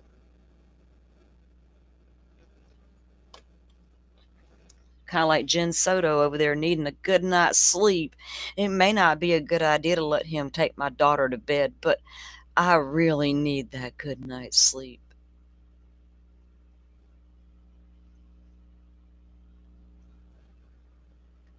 I promise, when you decide to have a child, you have a choice. You had 2. One, lay down. Like my mama always said, you woman enough to lay there, you better be woman enough to raise it. Whoa, that's pretty heavy, Mama. You're right. Jesus Christ, you're not going to help me at all? Fuck no. Not unless I see you doing bad things to that baby, then I'm going to hurt you, right? Kind of thing. I don't know. I think people just need to step up and be a good parent when you decide to be a parent, because you have a choice, and you know what I'm talking about. You can give that beautiful little bundle of joy to somebody who absolutely wants one and is not going to be in their way. So hopefully these messy adults over here in the Kepner case can get their shit together long enough to realize a child is gone.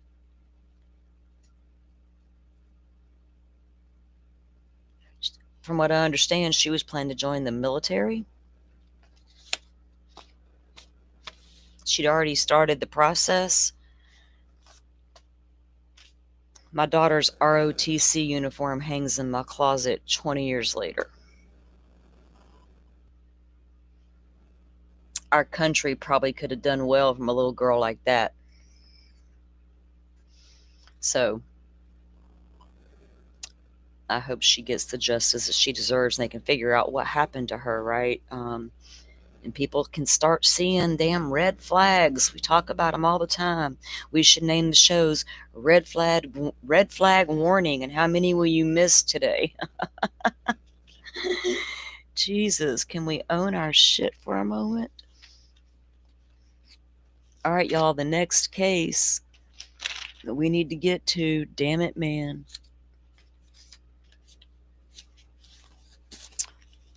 PIs, private investigators, are everywhere. Celeste Rivas case. Oh boy. Everybody's talking about the police. And it ain't social media. It's that mainstream media coming at us with a bunch of information in the Celeste Rivas case lately.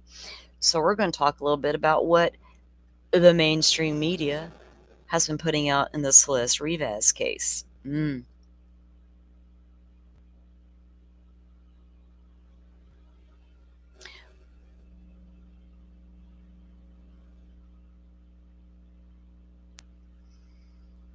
looking back at, I'm sorry guys, I'm reading your comments.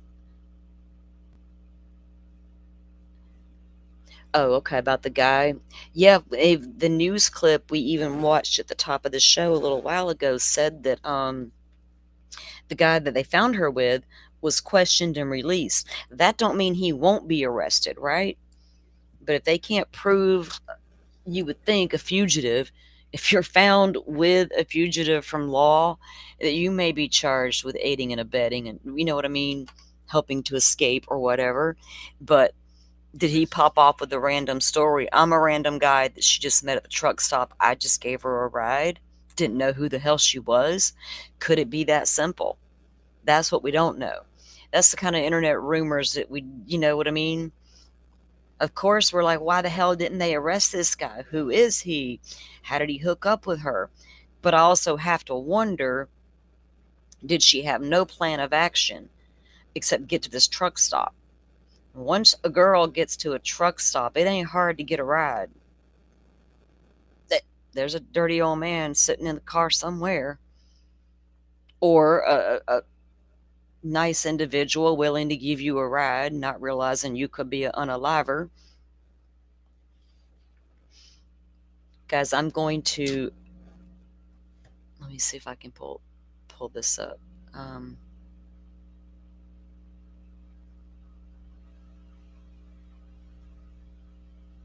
Who do you think was hospitalized? You and Butterfly. I'm sorry, I'm reading Carrie and Butterfly's conversation.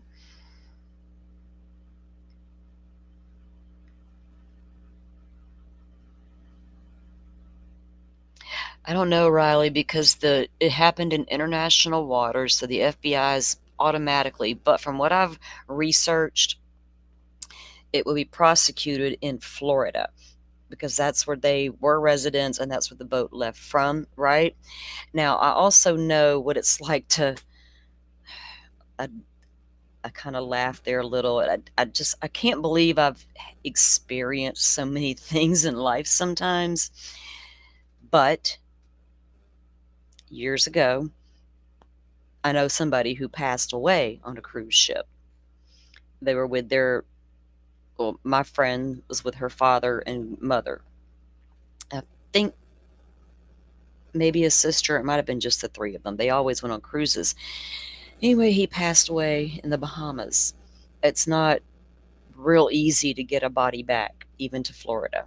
There's a whole process and steps you have to take and things they want to do outside of our country to make sure that people aren't trying to smuggle things back in a body. We were like, what the fuck are you talking about? So I was shocked to realize the politics behind it, right? So there's a lot that goes into those investigations and as to what happened and all the things. Yeah, the stepbrother was okay. So a quick recap. Once Anna was discovered and the family was let off the ship, the bio mother did put her son in the hospital. He was not kept there. So my thinking is he went under a Florida Baker Act 3-day hold for evaluation. Was probably stabilized, whatever was done, released. Then the bio parents both agreed, and I saw this in the court hearing, for him to go live with the bio mom's relative. Have no idea, grandparent, uncle, aunt, I don't know. That's where he is right now. So he's not in the hospital anymore. He's not arrested, but he is living with the bio mom's relative. And the bio mom is currently fighting the bio dad in court over custody of the 16-year-old and their 9-year-old daughter. And they just filed an emergency motion concerning the 9-year-old daughter because she's still in the mother's custody. And the bio dad's attorney said he didn't believe the bio mom could make good decisions concerning the 9-year-old. And the bio mother's attorney says there's video footage on the ship that shows there was absolutely no drinking by these minor children. I thought, okay, on video. What about in that room? What about in that room, ma'am? I've been on a cruise. I've been on a Carnival cruise. I think it was Carnival. Fuck it. Left out of New Orleans, took me across the Gulf of Mexico, over into Mexico. That's all I know. Oh, my ship broke. The ship thing broke coming back, and we weebled and wobbled all the way home. That part I didn't like. So you can keep it. I didn't want to slide off that boat into the Gulf of Mexico. I didn't know what the fuck was out there in that deep water. So that's where they are with the case. And so far, he hasn't been charged. And the bio parents are due back in court early December to present evidence at a hearing for the emergency custody order on the 9-year-old. And that's when they said they're going to bring in possibly the 16-year-old himself. And the judge is like, well, you better file with the court first to get permission to call this minor child. And then you better be careful with what's said, considering there's a death investigation somewhere, centered around him pretty much.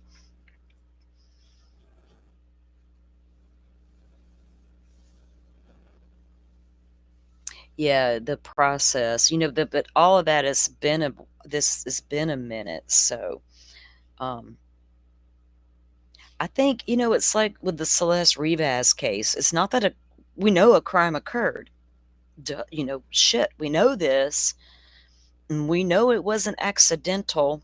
These girls didn't end up where they ended up because they chose to. But how do you prove who did what to them? Even though your gut tells you he did this, that, and that. The body tells me this was done to it. Do you think that's enough, right? We have a body. We can't prosecute a case without a body. Well, we got a couple of bodies that absolutely tell us a story of what happened to them. But we need evidence that the person you think did it. When is enough?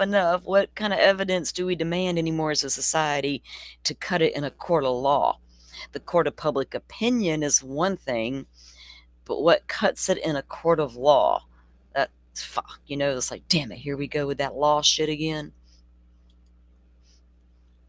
Yeah, we appreciate that law when it's us sitting in the courtroom. Try to avoid that at all costs.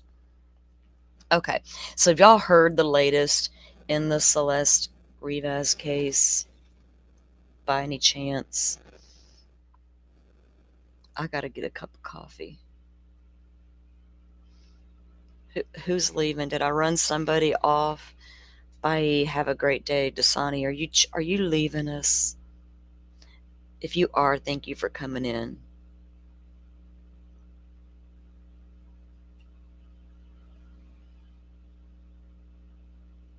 Carolina, Florida teen Derek Rosa was charged as an adult when he was 13 in 2023.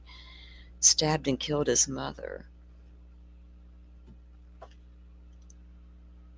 Has he went to trial yet? 2023?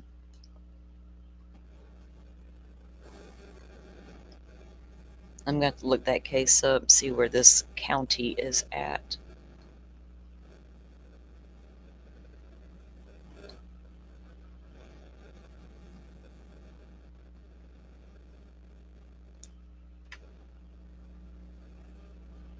Okay.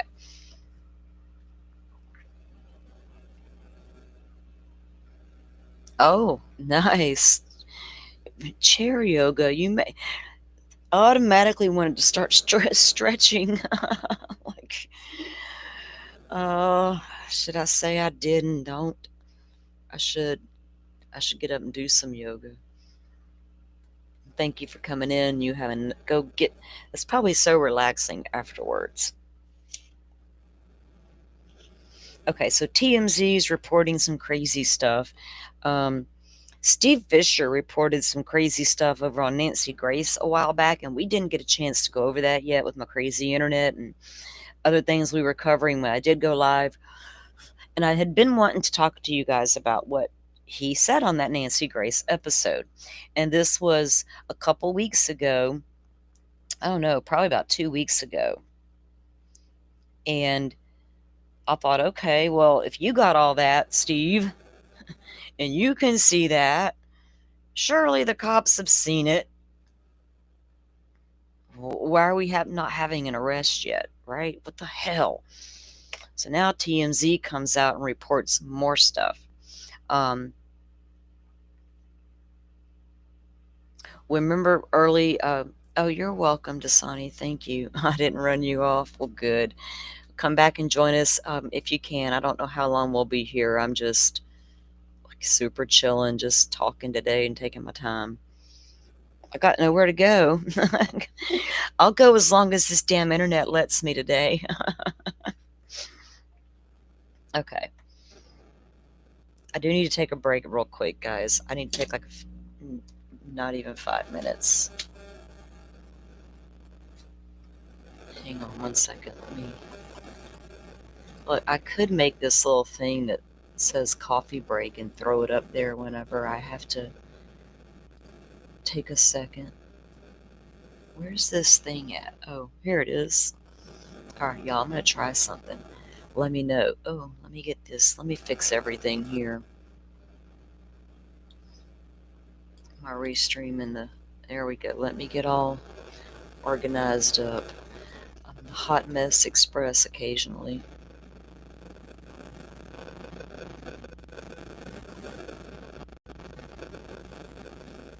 No, I agree. Girl. We're right there together. I'm down there. I'll be 60 in like 2 years, I think. I have to stop and think about it for a moment. I had a birthday this year, so yeah, I'm getting there. Yeah, it's, my parents had rules in the 80s. I was in the 80s, guys. Metalhead, pot smoking metalhead, right? I don't not own what I did.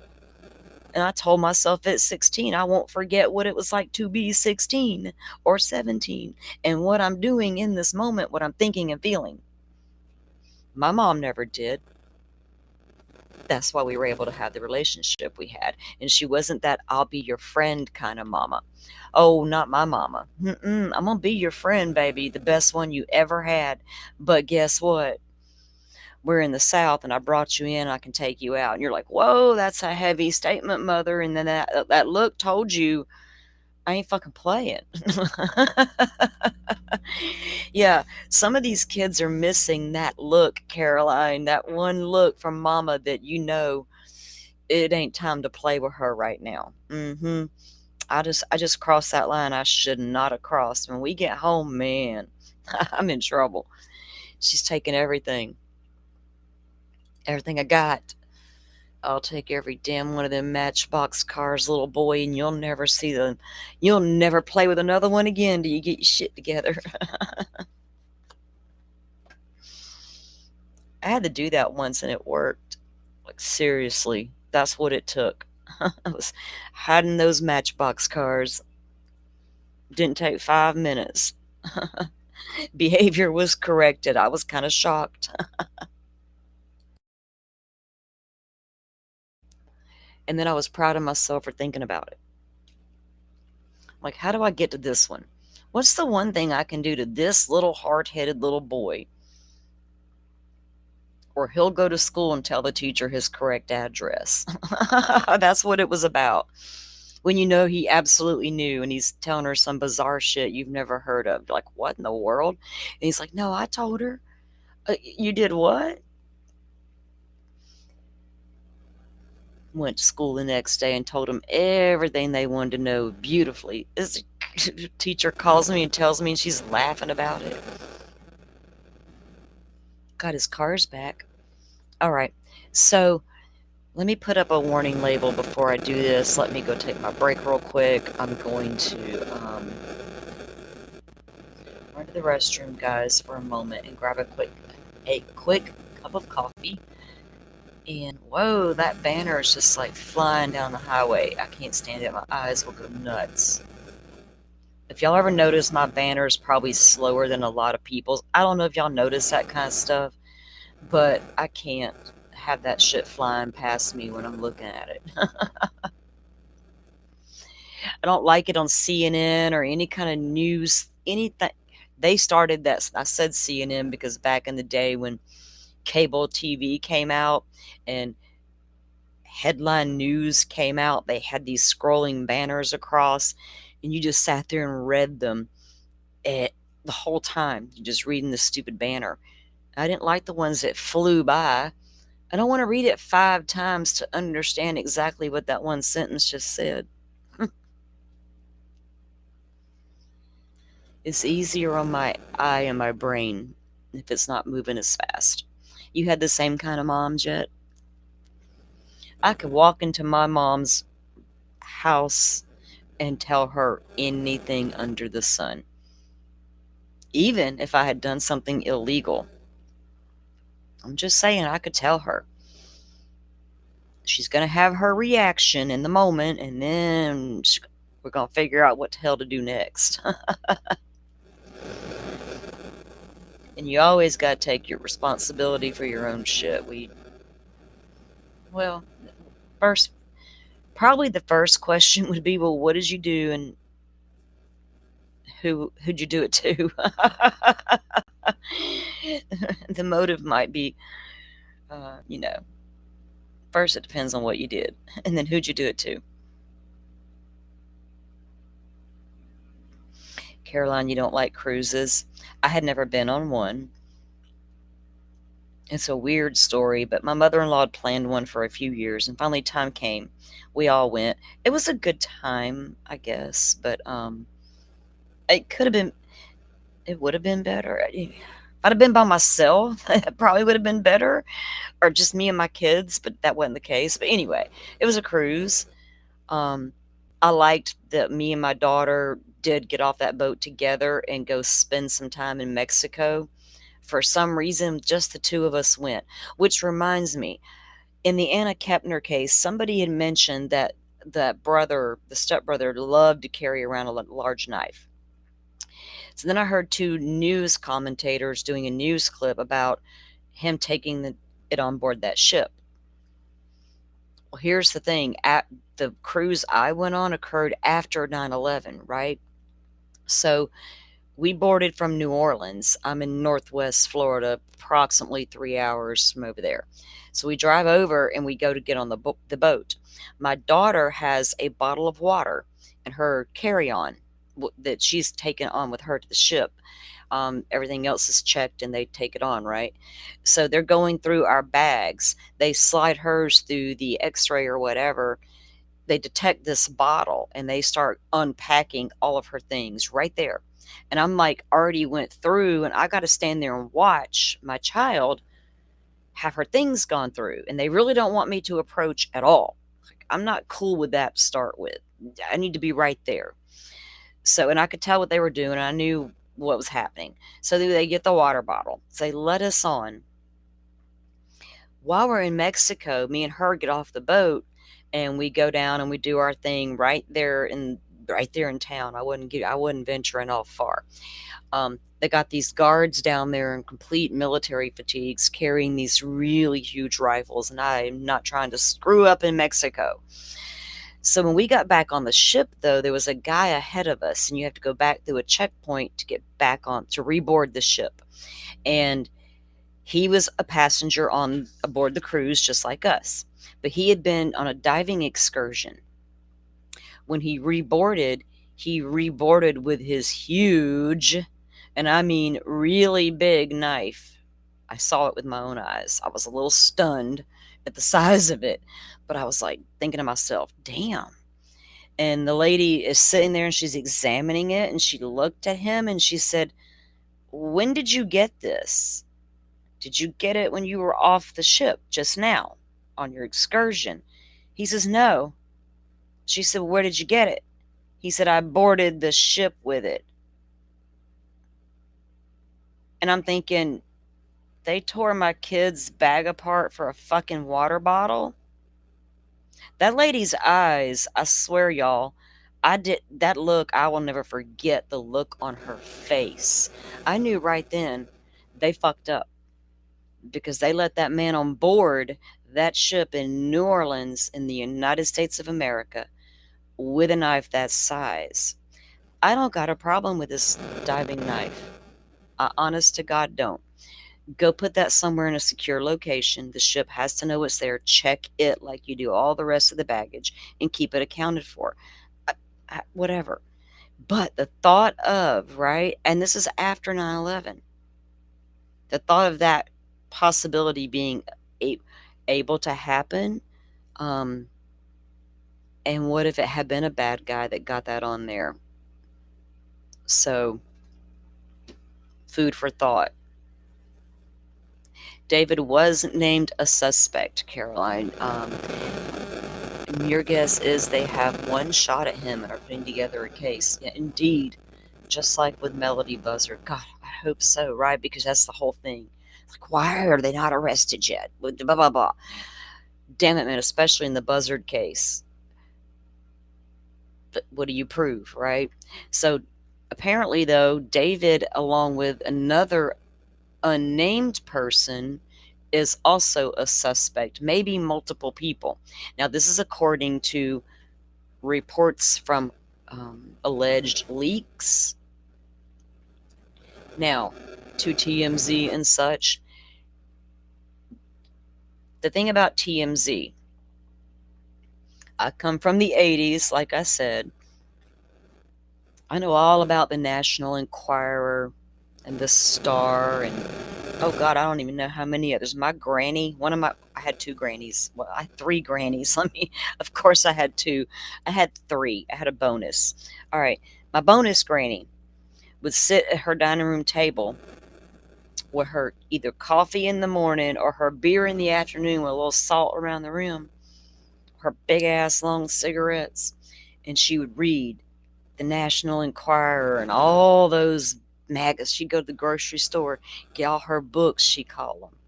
All her books.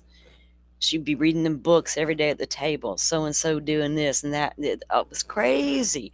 We'd get them just to read them for fun. We didn't know no better. We're young. Well, TMZ was born from that era.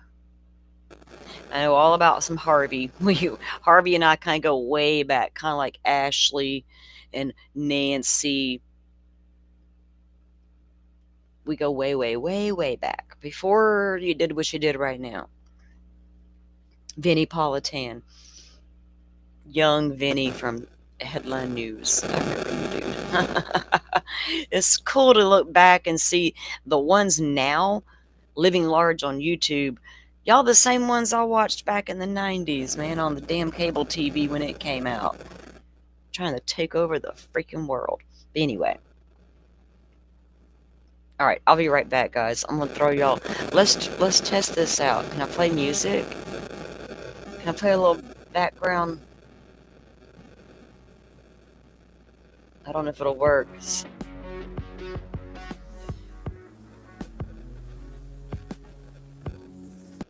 I don't know what I like. Y'all gotta let me know if y'all can hear that in chat.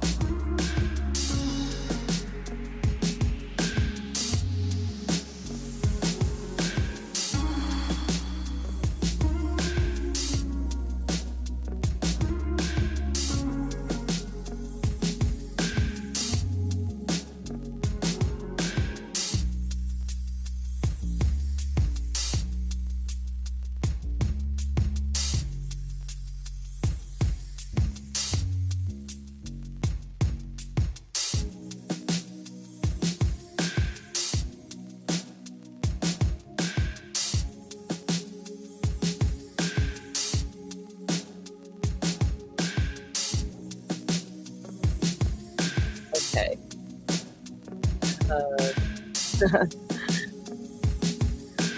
I'm like, how do I make it stop? Could you guys hear that at all? Let me know. Can y'all hear me? Am I still here with you?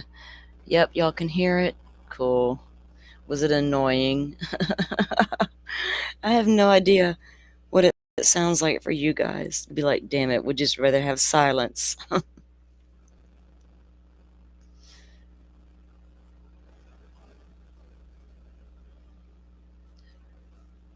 I didn't mind the cruise, Jet. Honestly, I liked getting off the boat. I loved Mexico. Um, there was some really cool things about it. Getting to travel there and seeing what I saw and experiencing, and my daughter getting her hair. Well, I think both the girls, no, only one of them did their hair that day. They got all the braids, and the different things you can purchase from the regions. Oh my God, the blankets and different things, the authentic ones. I did like that part of it. Like I said, if I had been alone, my cruise probably would have been much better, but I was with my ex-husband, so there's that. Sorry, guys, I'm grabbing my cup of coffee while I'm talking to you. I put a coffee station in my office when I moved. I made it a little too easy to keep myself caffeinated. Okay. Now we'll get into what TMZ's reporting. So TMZ was kind of born out of that paparazzi era. And I've watched their reporting over the years since they came out. Because, I've been around that long. And I remember when they came out, before that other co-host really started even being a big part of the show. So anyway, I've watched what their style, you know what I mean? The way they report things. Was there any validity to the things that they were reporting on? Because back in the day, there was this whole thing before Congress about freedom of speech and about the media having to share their sources. being forced to have to share that source in court. No, no, no, no, not so fast, right? And I remember being really interested in that legal aspect of it. When can you force a journalist to give up a source in the name of, right? In the name of what? Justice, whatever. So there's always that. Been watching their reporting over time, and it has evolved and gotten better and more validity behind the things they say. And of course, we know they've been reporting a lot of stuff on this Celeste Rivas case, and singer David. So what we did know in the beginning, that she was reported as a missing runaway. Then she is found in the front of this car in this impound yard.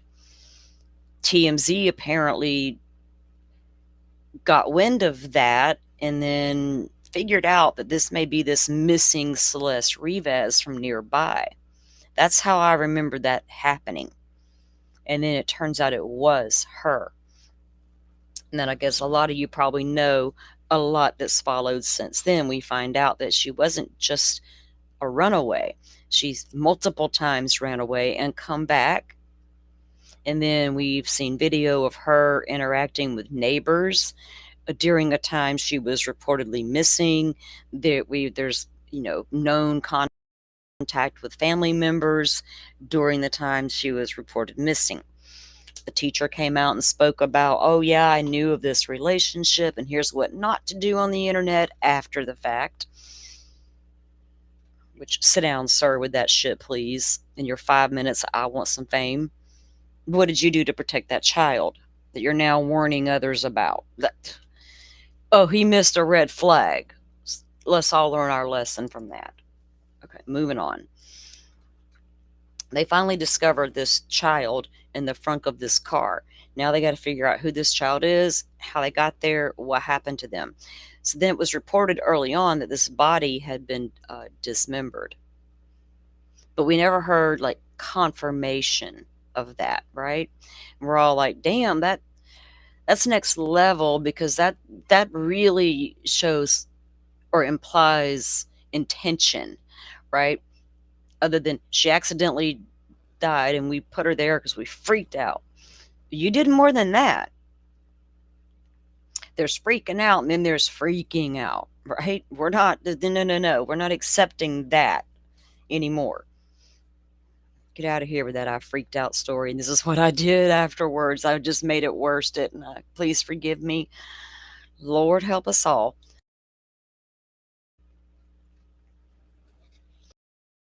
So then they came out, reported over the weekend, I think it's been reported pretty widespread, that they have another suspect. Now, Mark Garagos has reported that he knows the name of this suspect, but he's not going to put it out there. I wonder what law enforcement thinks, because it feels like we're playing, because I've heard reports this morning that maybe the coroner is the one releasing or leaking information about the body because they're not happy with the fact that the LAPD hasn't jumped and made an arrest. That was, I think, came from Harvey himself. And I thought, well, I could see the coroner maybe being responsible for the information pertaining to how this body was discovered. But I don't know what their end game would be for that. I don't even begin to try to, I don't care. It's not my job to figure that out. My job to figure out is what they're reporting about what was done to the body. Because see, now y'all want me to get distracted with that type of leak. Give me the information, and y'all fight about that other bullshit, right? It's what's done is done. Now, is there any validity behind what you're saying? So we had Steve Fisher come out and speak with Nancy Grace a few weeks ago about things he found, because that homeowner to the mansion hired him, I guess, for the purpose of trying to figure out what happened in my house. I got to rent this thing out eventually. I'm in the Hollywood Hills. What the hell here? I don't know why he hired an investigator, but he did. So let's take a look at what Steve did tell Nancy, because if you know Steve Fisher, I don't know him outside of what I see on social media. He can post, I guess, cryptic type stuff sometimes. He's an investigator, just like Jensen. They're going to post what they post, and it's up to us to go, well, what the hell does this even mean? And then here you go. So, Nancy, though, if you know, you know. Nancy Grace is like, not so fast, Mr. Private Investigator. You don't get to come on my show and say that and not elaborate. And I was like, yes, Nancy, I'm here for it, sister. Hold his feet to the fire. Don't come out here telling me some she-ush and then not tell me the she-ush. Come on now. So let's see if we can pull up that. Now, before we do, let me go ahead and get to what's being said now. Now it's being reported that Celeste's body, trigger warning for those who may need it, but we're in true crime, it is what it is. The body was frozen. Now, to the point, keep in mind, it was in the frunk of this Tesla for how many days? And then it sat at the impound yard for at least, 2-3 days before anybody noticed something was going on. So it had to have been in a deep freeze to the point this is what's being reported, that it was still partially frozen. So it was in the thawing stage. So how can somebody smell decomp? Because wasn't that the reports? They smelled something and decided to open the frunk. How about they probably just opened it and found it? It's time to go look at this car we got a couple of weeks ago or whatever, how many days ago, whatever the hell it was. What's the chances they just opened it and found it? But the rumor's born they had a smell. I'm having a hard time now realizing that did they really have a smell if we got a partially frozen body? I don't know. I got to ask Joseph Scott Morgan. Anybody know how to get in touch with him? Because I want to, I'm sure they'll talk about that. I got to scroll up my social media and look for him to have that conversation with somebody, because I'm sure he'll have it. Anyway, so if that's true, if her body was deep froze, okay, we're talking like a deep freezer, guys. So I went back to the realtor websites and took a look at that kitchen again, right? Because I'm thinking, we need a good chest freezer for this. We could have folded, I'm going to get graphic, but I talk true crime. Fold a body up. Yeah, you can get into one of those drawer freezers or such. But if you got a lot of money or access to some money, you can also get you a deep freezer from the Home Depot and plop it in your big mansion somewhere if you need to. You might decide to become a big game hunter and have one of them trophies on the wall and need a place to put all that trophy meat. Gotta get you one of those deep freeze. I didn't see anything but the regular kitchen refrigerator freezer. Granted, you can only see what the internet shows you, right? So I'd be curious to know, though, did somebody living in that home, if you look at financials of David, did anybody order or did anybody deliver that property? Now, there's also reports coming in from, I think, TMZ. I think Fisher said the same thing about a late night trip that David took over to Santa Barbara. And now there's speculation, was that where they took her once she was no longer with us? And is that where things took place to do with the body? And is that where she was kept until being placed in the frunk after being dismembered? And not only are they reporting that she was dismembered, but the limbs themselves were also cut up. Guys, that's pretty horrific and pretty that takes a long time. And there's going to be tool markings on bones. You can't just find stuff in pieces and say, well, was it broken or was it cut? Absolutely look and tell what happened. May not get the weapon down pat or angle, you know what I'm saying? But they're going to know cut versus break or chopped up, that type of thing. But that's what is being reported by TMZ as of this morning. That's the condition this little girl's body was found. No head, torso intact, the limbs cut off, and then the limbs themselves cut up. There may never be a true cause of death. Does that mean nobody can be prosecuted? Because she died accidentally, and then we flew out and did all this stuff to cut. Now, if their theory is correct, that she was somehow taken out to Santa Barbara, I don't know where or why. There's a house out there affiliated with him somehow, some way, or a person. If that's true, if that's where she was the whole time, they're like, well, why put her in the front suddenly? When was the timing of him getting ready to go on tour versus when that car was finally discovered? It was getting close. Now, if there was a freezer in the home he lived in and she was actually there, but he's getting ready to go on tour, you want to leave that in the freezer at the house? Or you need to move it. But if it's out in Santa Barbara at somebody else's house, why would you need to even move it to start with? You already dismembered it. The best option now is to put it in your car and park it in front of your house and then move it a bunch of times. Okay, that makes a lot of fucking sense, don't it, y'all?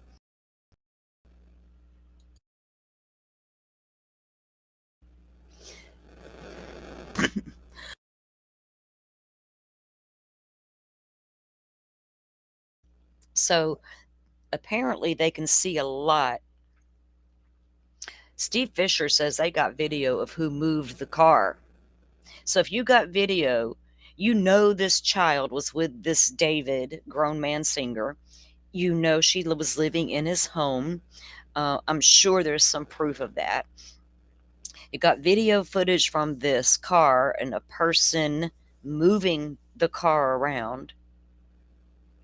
They got phone triangulation, according to Garagos, with some kind of beautiful chart down there at the LAPD. Is that right, Garagos?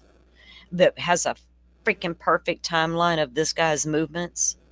And each phone movement coincides to where social media says he's located. That type of work being done. We have digital footprint type of arrest, like Koberger's case. All we got's a digital footprint of you did this, this, and this. What he didn't wipe, of course. So are we coming down to a world of our circumstantial evidence is digital evidence, and that's not good enough for a court or a jury? We have to go back to what will jurors need to convict. So I'm at a loss as to what they fucking really have and don't have. Let's take a look at what Steve said, and then we'll take a look at what even is, if I can get it to pull up. We'll take a look at what TMZ reported more recent, right? So I'm thinking of the timing. So Steve knew this information or made this information public a couple weeks ago. He already knew about it before then. So give it 4 weeks. This information is known, and now TMZ is reporting the newer information about the state of the body. And we still have no arrests. But now we're hearing that he's a person of interest, David, and there's another person of interest unnamed. Well, Garagos claims that he has the name. I don't want it yet, sir. I don't want to say it out loud if he hasn't been publicly named a person of interest by law enforcement, because I ain't trying to end up in an LA court today. Okay, let me get to, let's see, which one it was. It's Steve. Steve over on Nancy, getting the business handed to him. She's so funny when she starts going at people. Let me get it to the beginning of her interview with him.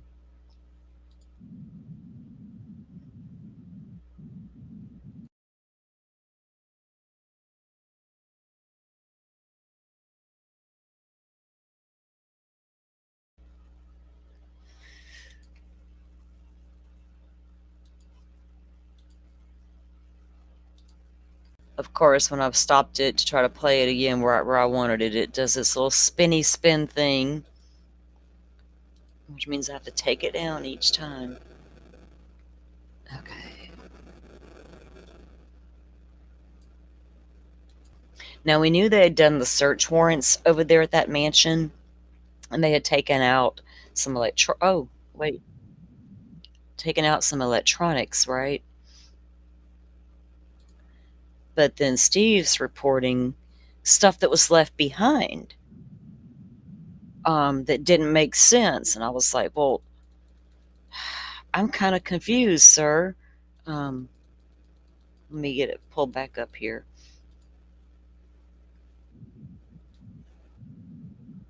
Okay, this should be good enough.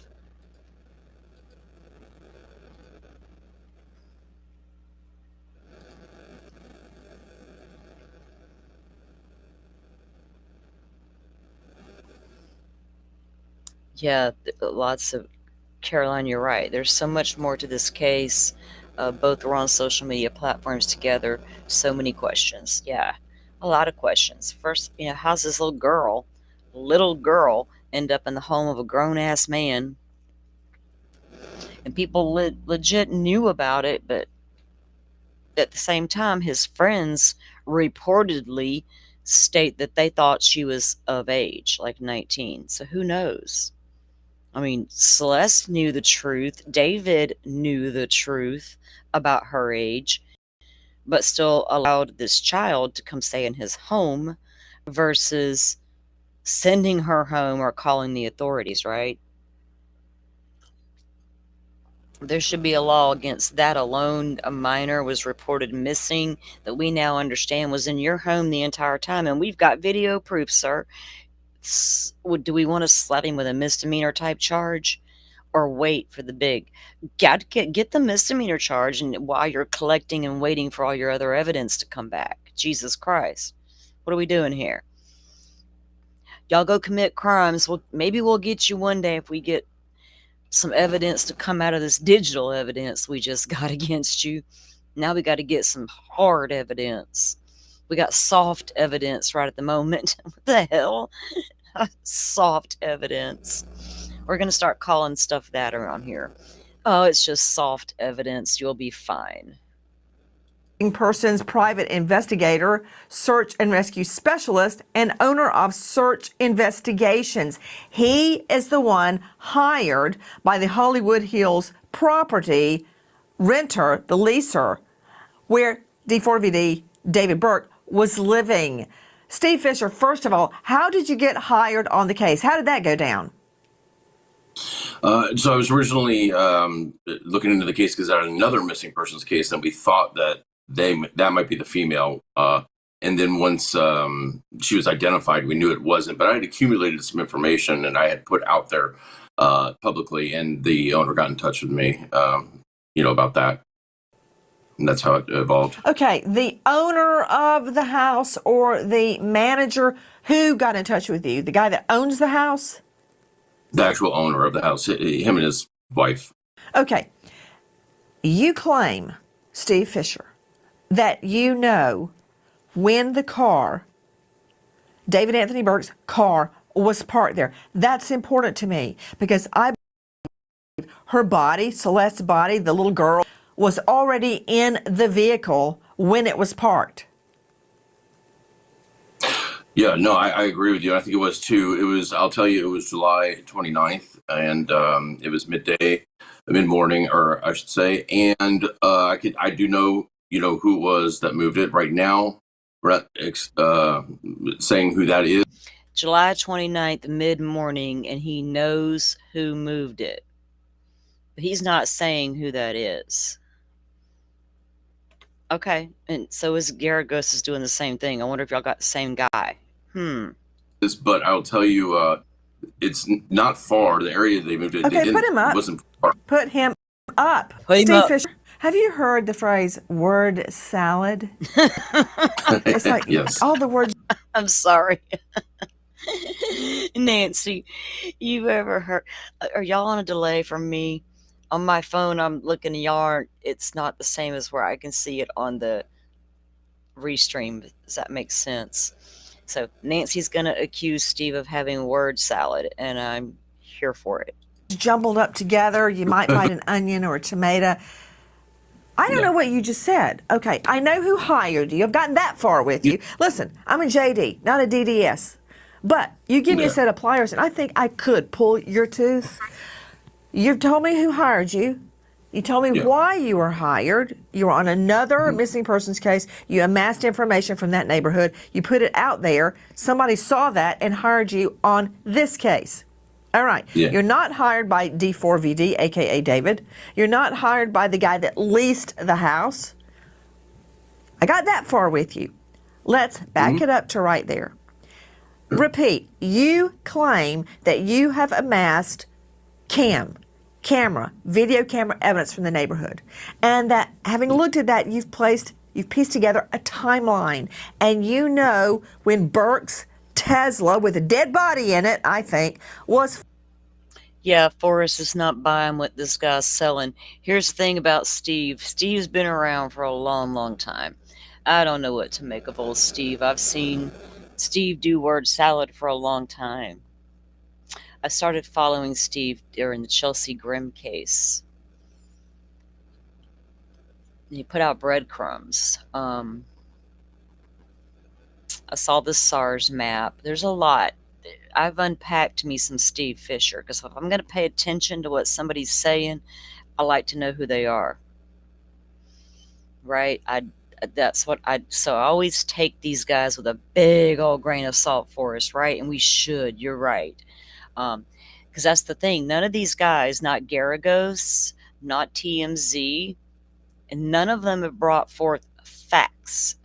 They've brought forth sources of information. What we've uncovered. Well, I still need to know what law enforcement uncovered, because I'm a little aggravated that we don't know what law enforcement uncovered. And they're over there like, oh, nothing's going on. We found that kid that was reported missing in a trunk of a car, and we don't know if we'll ever get to the bottom of that one. That's not acceptable either, right? So it's like we're only getting information from guys like Fisher and Garagos. Garagos is out of LA.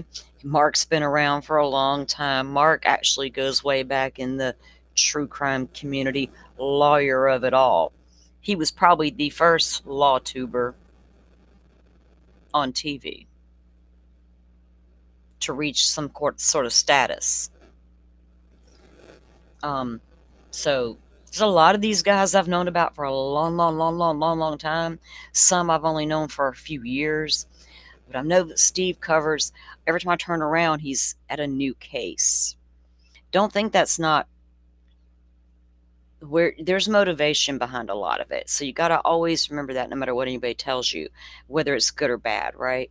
So is any of the things, Forrest, let me ask you this. Have you heard any of the things, if you've listened to any of the things that he has said, do you feel like any of those have come to fruition or panned out, right? That I haven't paid that much attention this time around and kept up with his knowledge compared to what really has happened. And that's why Nancy's about to double him down. No, you tell me what you found in that house. Don't come on my show, sir, and get all sketchy with what you found. I need to fucking know. That's what Nancy's fixing to go. We're here for it, Nance. First parked in the neighborhood. When was it first parked in the neighborhood? It moved to that last spot on July 29th at about 11 something in the morning. And I'll tell you, it was in the same shape that we saw it in those tow photos where it was completely dirty and trashed. I could tell that they had run the windshield wiper once just so they could see out of it, and they had rolled the window down to move it, even though they're moving about a block and a half. But it was in that. The California desert?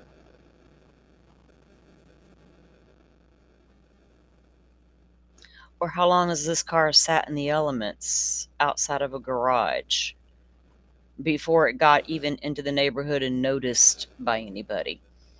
Because the wipers were on once to clear the windshield.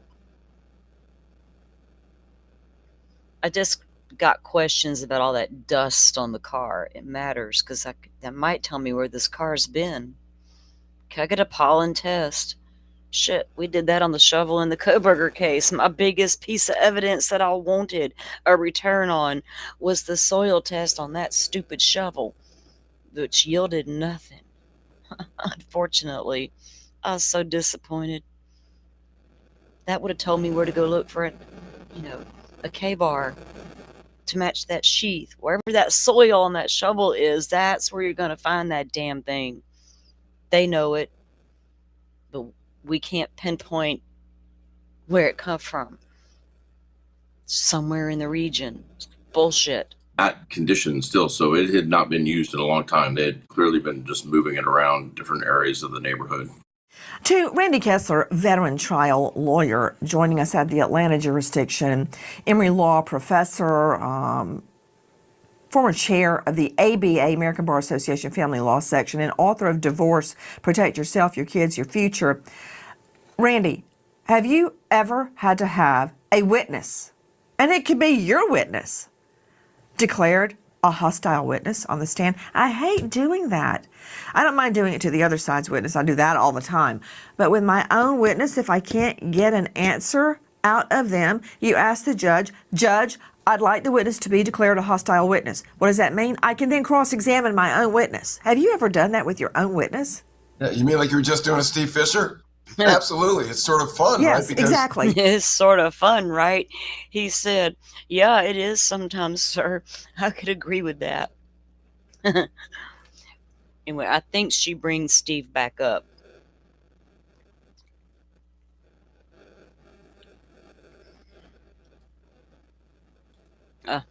I messed with it, so it's not going to cooperate. Apparently it was, Rach. That's what we're going to get to. Let's take a look at what... That's not the clip I thought it was, actually. Because Steve reported to Nancy... Actually, it is in that clip, if I probably get it to play and let it play. But he had told her that there were things that had been ordered and brought to the home and then left in the home that really didn't belong in the home. Something about some damn farm equipment type stuff. And Nancy's like, excuse me? Farm equipment? Let me see if I can get this shit back up. What does that even mean, a farm equipment? You know what your mind go, what, a backhoe? A rake? Fuck. Gardening tools? What are we talking about? Some kind of livestock, cattle prod? What are we doing here, Nance? Or Steve?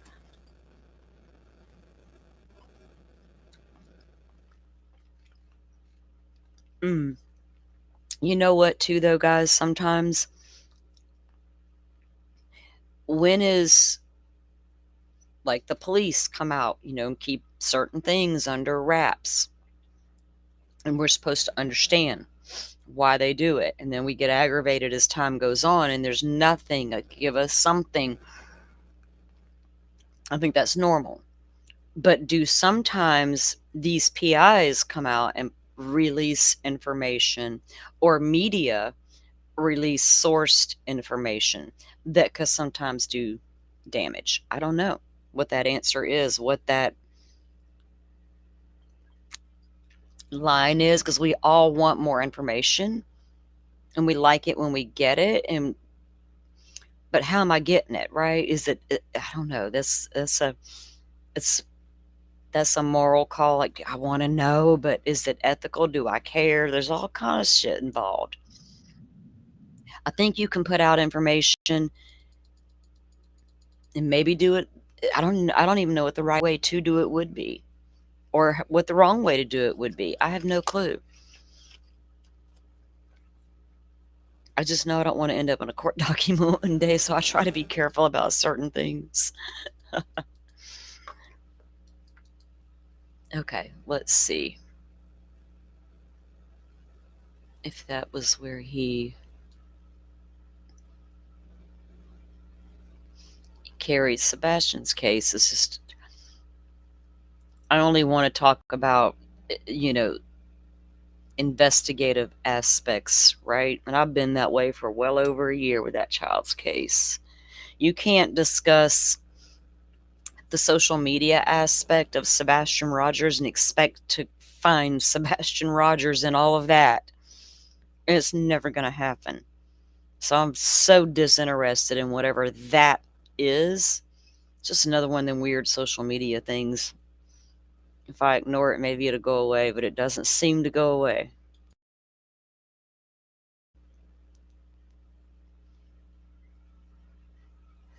I think you're right, Lowlight, and it is so good to see you, my friend. Been thinking about you. I sent you a message, but I don't know if you saw it. Thank you for being here. And you're so right. That's the thing. When we need to shed light, transparency does mean so much. A lot of times it can clear up a lot of bad information. It can clear up now, for some people, it's never going to be that way. They're just still going to, do their finger pointing and they're screaming and they're yelling. No one's listening to the screaming and the yelling. My brain can't even compute what the hell you just said because you're screaming and yelling to start with. So I'm disengaging now. So transparency, though, that we're not allowing things to happen. And a lot of times, sometimes there's cover-ups that are going on, and sometimes we're just the bad investigators, and we can't let the world find out that we're that stupid. Sometimes it's just that. Who knows? And sometimes it takes media calling out law enforcement for not being transparent. If you're doing it right and wrong, right? There's a good example of how to do it the right and the wrong way. I've got all this sourced and leaked information, but I won't talk about how law enforcement's not really doing anything. You're just like, what? Now, Garagos talks about search warrants. And I'll get that piece up for you guys. It was on TMC. Apparently, I didn't realize that Garagos and that guy from TMZ, Harvey, actually have a podcast together called Two Angry Men, which, knowing those two, I get it. Was it this one? Because there's like two different clips of these two. Hold on 1 second.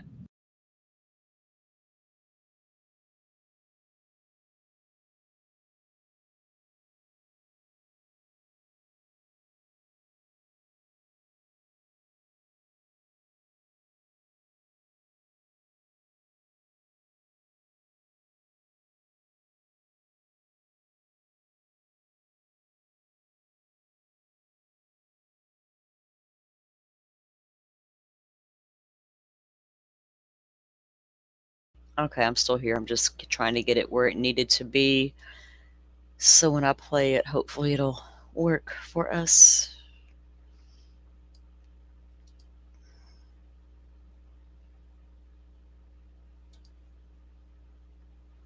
Well, it should have been at the right spot, but it didn't work.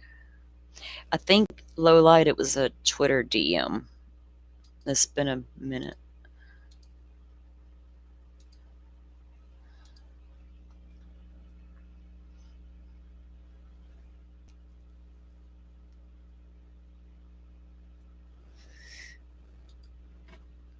Hold on, guys. Let me give it a second. It's not wanting to come back up. Let me try something. Okay.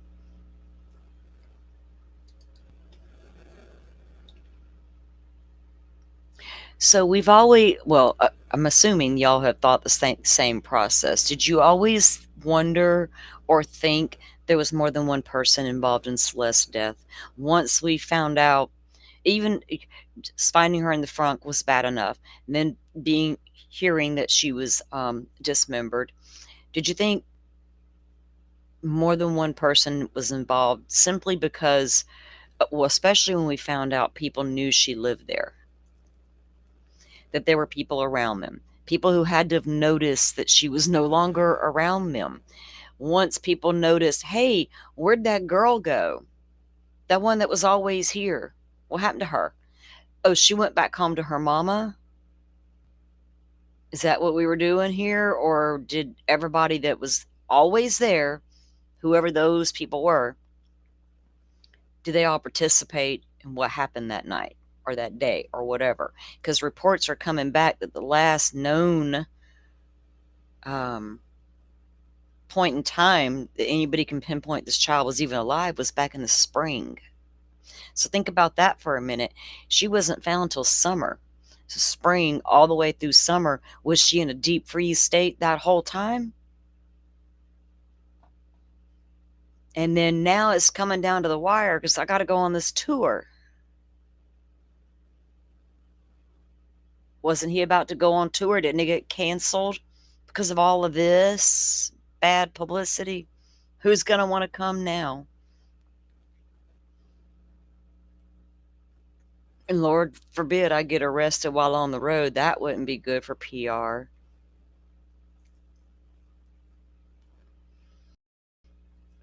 You would think if they really truly have all this camera footage and all this triangulation data that Garagos talks about, they would have more than enough. They would have enough to at least bring probable cause. Now, I don't know what I know about probable cause in California.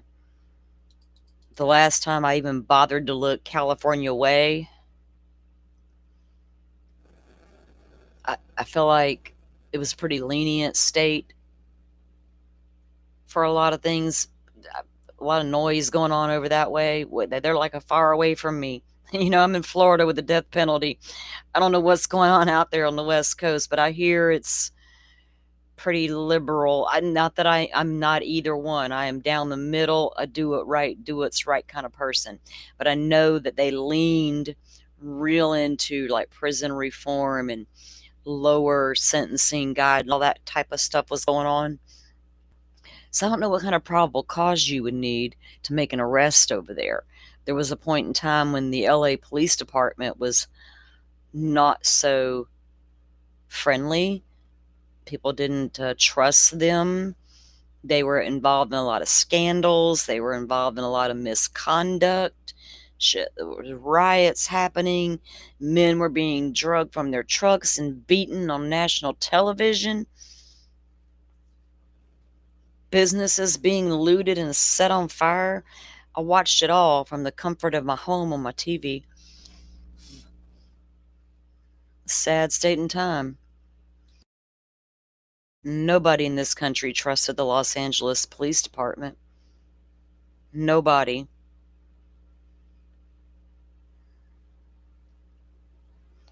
Even if you wanted to believe in them, you still had a hard time getting there once they claimed they reformed themselves. Okay, show us now, please. All right. Was it this piece? All right, so let me pull that up. If I can get to the right one. It's not that one. It's this one.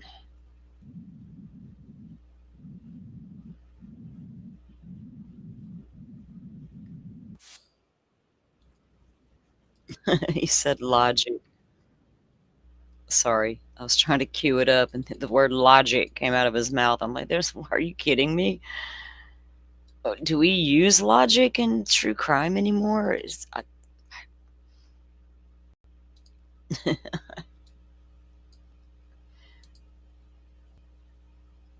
Yes, we understand logic, but let's not discuss logic. That's not fun. Where did my playlist go? Hold on. Things went awry, guys. It's like, no, ma'am, you're not doing this.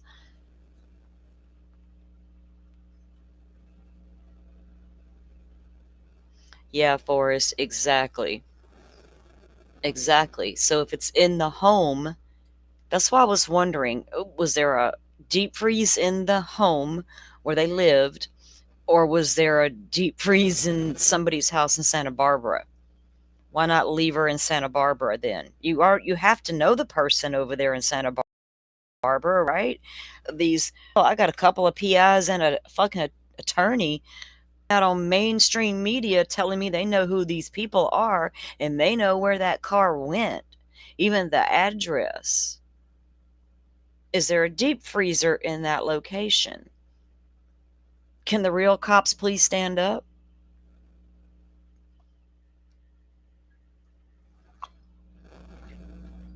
Because if I knew the address, I wouldn't put it out there, but I'd be stalking the inside of that house looking for a freezer.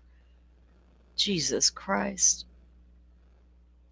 In the South, we have deep freezers.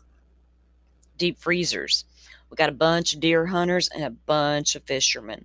And my daddy will send you home with deer meat or catfish. Which one you want today? Got enough room in the freezer? Yes, sir. Well, I don't want that deer meat. Daddy knows better. But give me that fish. Gimme, gimme, gimme.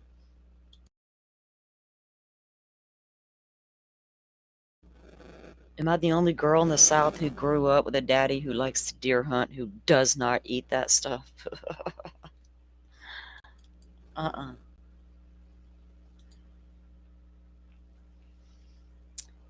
deer in Native American culture is my spirit animal, and that explains it all to me as to why I could never bring myself to eat them. Poor little guy. I'm sorry for what my daddy did to you. that's how my life was growing up. Sorry that happened, but I won't be the one eating you tonight while the rest of them are going on about how good you are. Ew.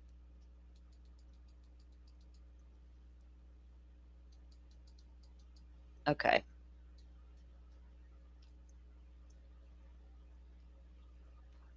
Which one was it? It was this one. No, that's not it. That's not it. It's like it went away.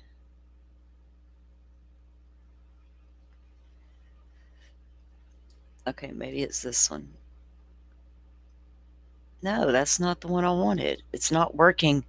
I'm so aggravated. Because it was on. Oh, this was it. This had to be it. Okay.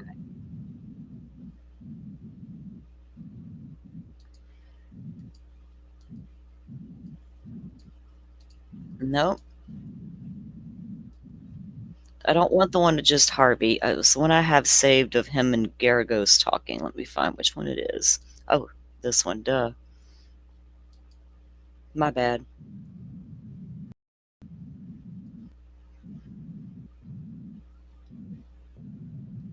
Okay. Let me pull it up. It should work. It seems to be working.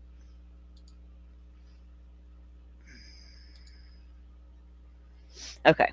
So this just a couple days ago. Again, left. Y'all know Harvey from TMZ.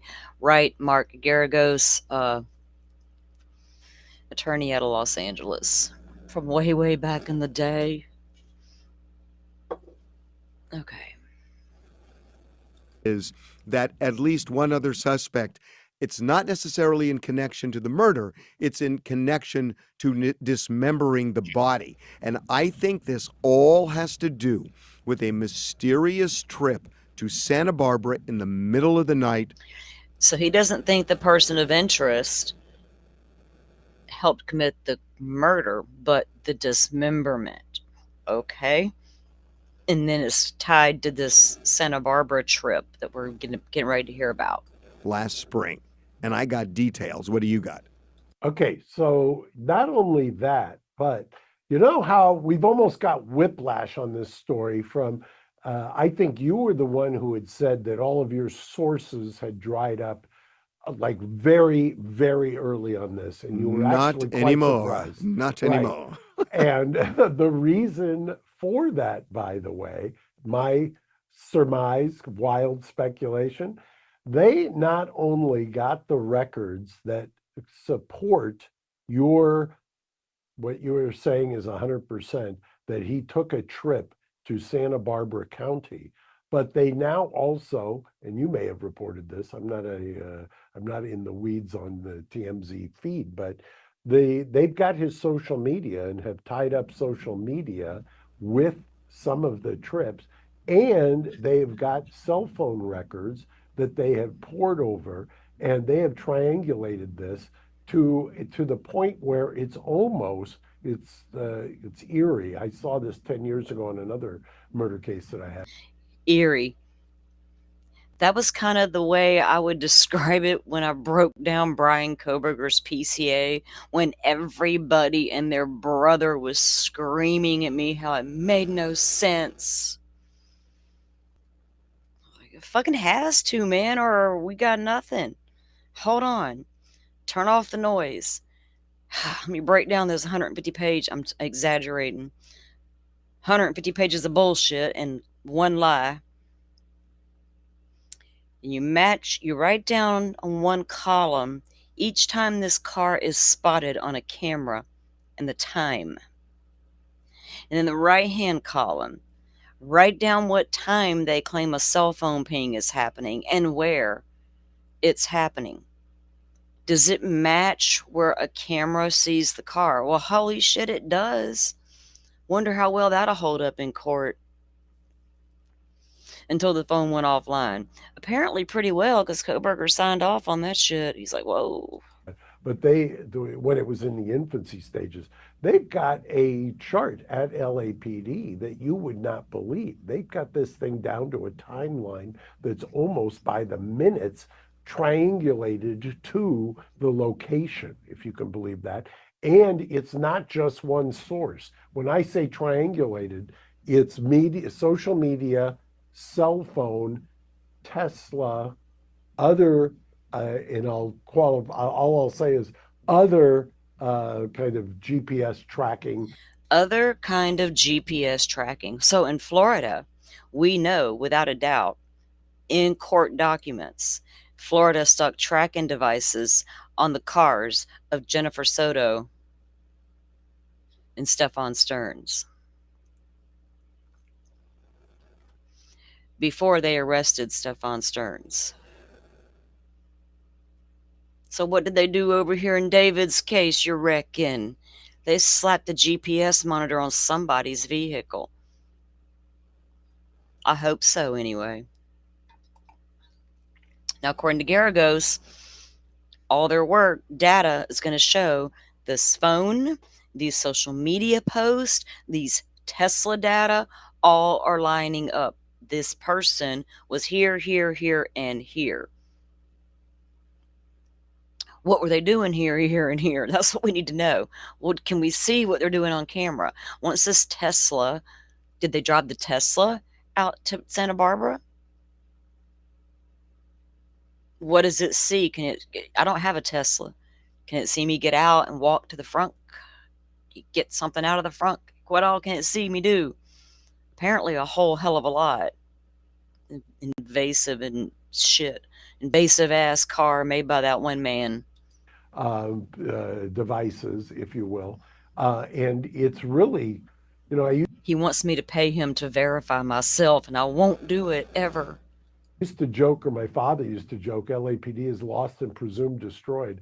They actually have elevated their game, and this is quite a feat of investigation so far. That's fascinating. So let me tell you what we know, because it aligns with what you just said. Now remember, these guys know as much as Steve Fisher knows, or they may know more. We don't know who their sources are. Does Garagos have somebody on the inside? I'm willing to bet he does. He's been in Los Angeles for fucking ever, and so has Harvey. They have a lot of connections in that town, and that's just a fact, because like I said, there's a whole history here. So I don't know how to take their sources, though. You know what I mean? I believe there's a lot of truth behind what they're probably getting from these sources.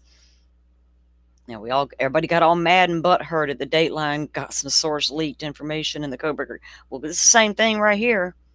Where's the outrage? Think about that for a moment. Oh my God, all that stuff was leaked about Brian Kohberger. Shut down the fucking world. Turn everything off. Don't watch nothing else.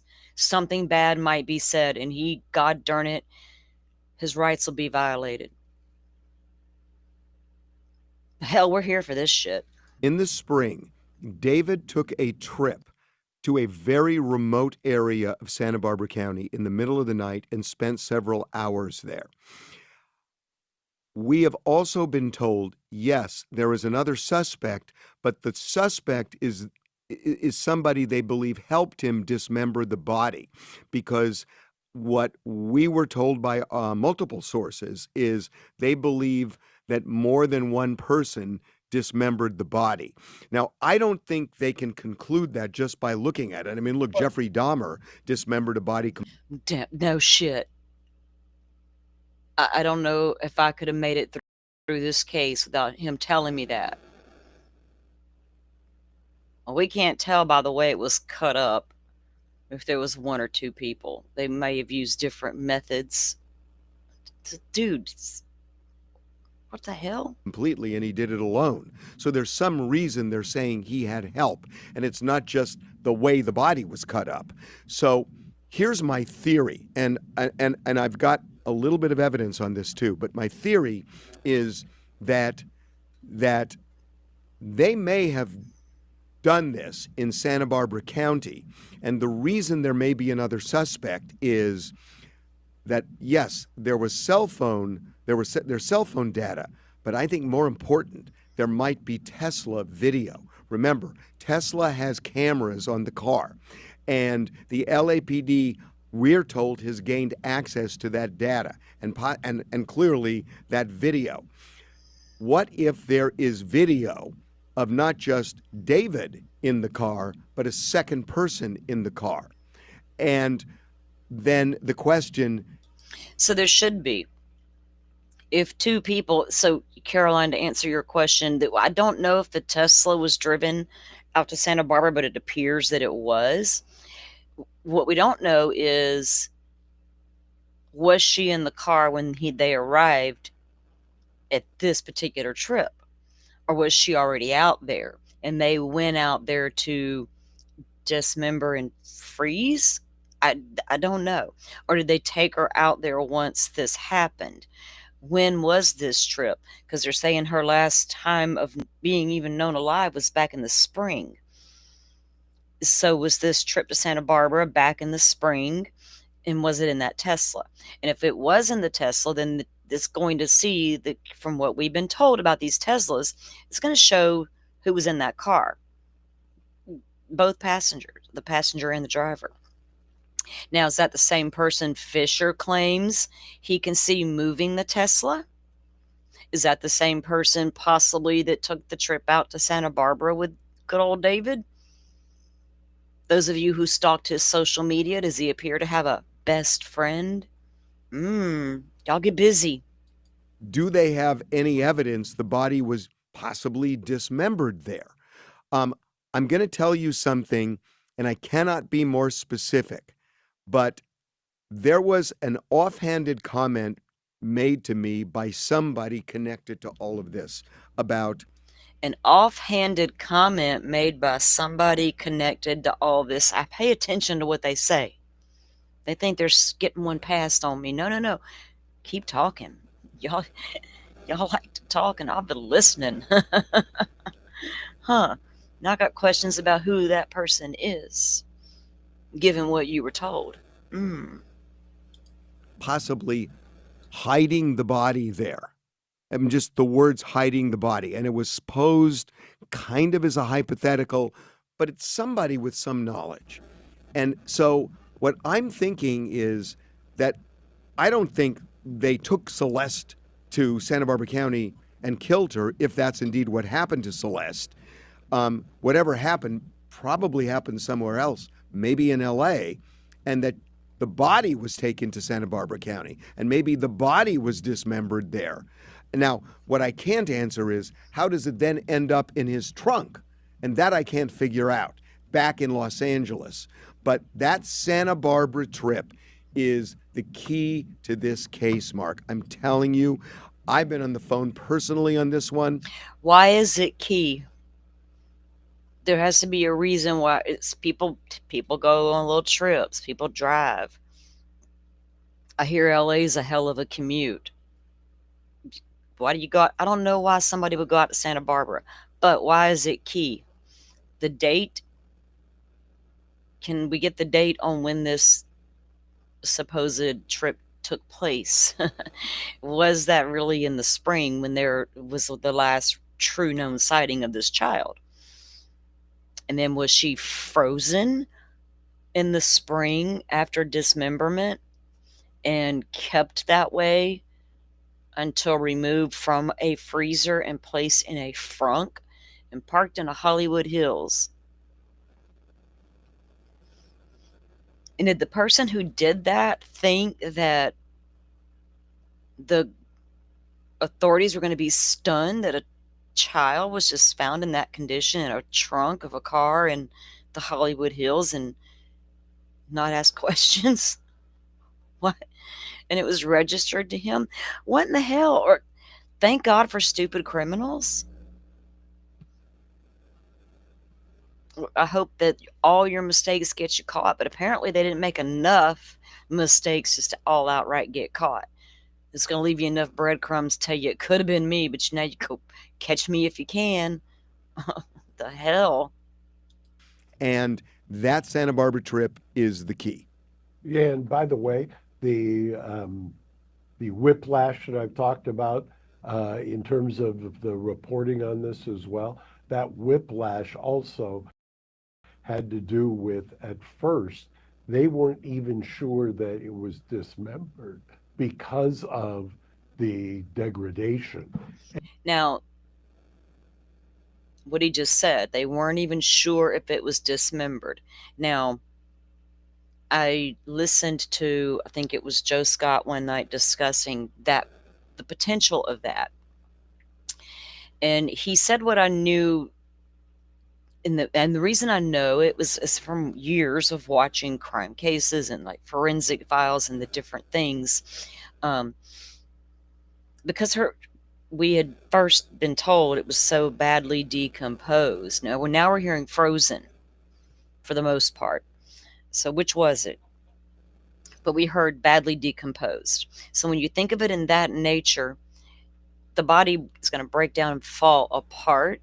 So were these bones detached by natural happenings to a body that was decomposing, or were there evidence these limbs were cut? They never confirmed that. Law enforcement's never come out and said either way. Coroner, we don't know what happened. We don't know how the body became dismembered. But allegedly it was purposefully dismembered. So even if it was an accident, you call 911.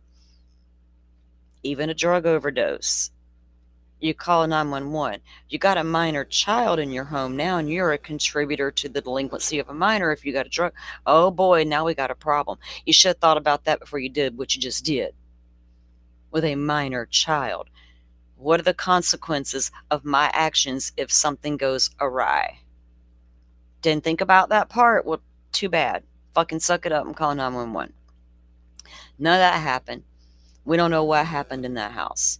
But with Steve alluding to weird shit being found in the house, then I had to wonder, was weird shit happening in the house? She's young. He's got some weird music. I'm not one to say, oh my God, there's weird music. I'm a product of the 80s congressional hearings and all about our devil worshiping music. I'm not the one to have that conversation with. I don't care about the music. And I got so disinterested in his damn lyrics and his music, I completely tuned it out. I wasn't going to learn anything from that, but I got a weirdo on my hands. How much of a weirdo do I have?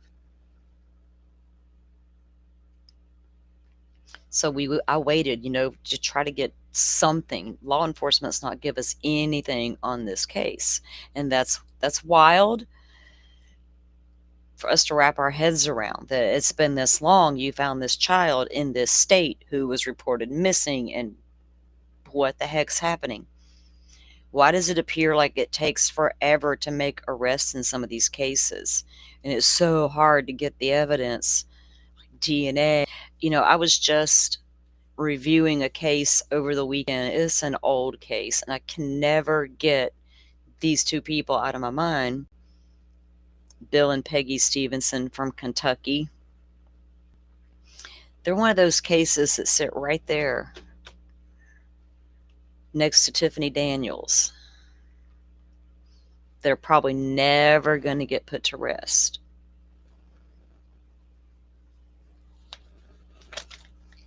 Even though there's DNA. And then you go, well, damn, all the advancements that's come up, and the authrum of it all, and the testing, and the hair follicles, and the roots, and now we're using it in the Horman case. Can we use it in the Delphi case? Same shit, I promise. Hair follicle, no root. Delphi could certainly use that if they're being honest.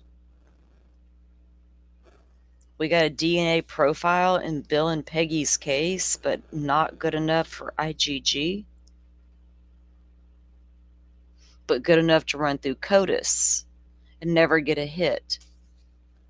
But you say you got a profile and you know who they are, you just need a name. If he ever breaks the law and gives up that DNA, we got him. Then why don't you got enough for IgG then? That's peculiar. Paul Holes and Cece spoke about some DNA over in Delphi. How there didn't appear to be enough. Interesting, because those investigators over there in Kentucky, they were sure interested in talking to those investigators over there in Delphi about the similarities of their crime scene. Imagine that. Similarities of the crime scene. What the hell's up with that? What are you saying? If you know about the crime scene in Delphi and what allegedly it could have been. Turns out that Bill and Peggy's was full on that. Something weird went down in that apartment. And for some reason, those investigators were super interested in a specific thing. Then you got to go and look at the source that was finally revealed, I think, of how that investigator got the tip. And you're like, wow, are these tips legit? And that tip came after the arrest of Rick Allen. It's like these investigations can get sideways and crazy at the drop of a dime. Are some people coming forward with accurate and real information? Or are they coming for whatever reason that motivated them? The current tip in Summer Wells case. You hope that whatever that tip was that triggered that search warrant, there's probable cause backing that. We don't know what that is. But the PI coming out with, I've called in a tip to TBI because so-and-so reached out to me because they didn't want to call the cops. Stuff. I don't know. It's crazy out there, y'all.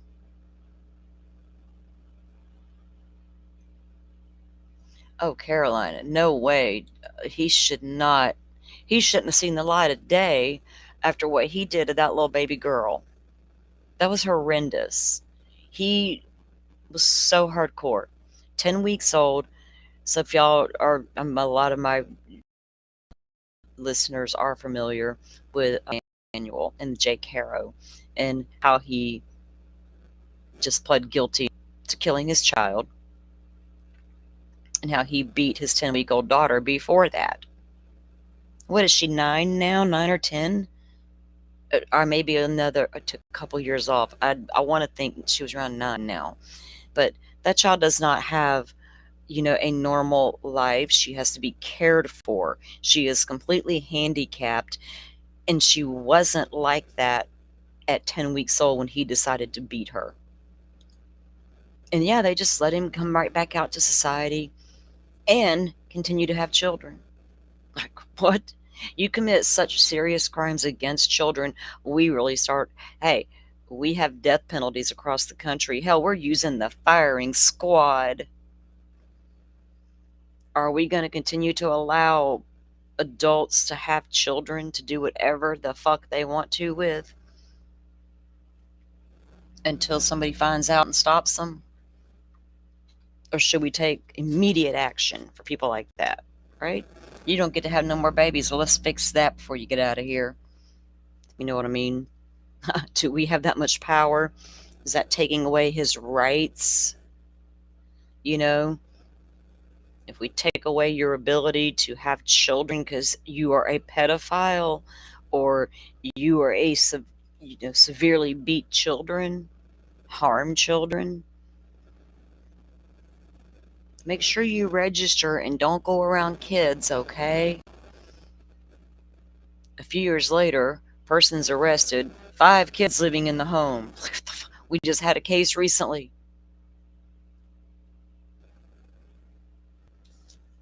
The guy kidnapped that little girl. He's in the home with kids. And he wasn't supposed to be. But hey, the lady who lived there didn't care. She was cool with him being there with her kids. It's all good. It's all good. Today. Weirdos.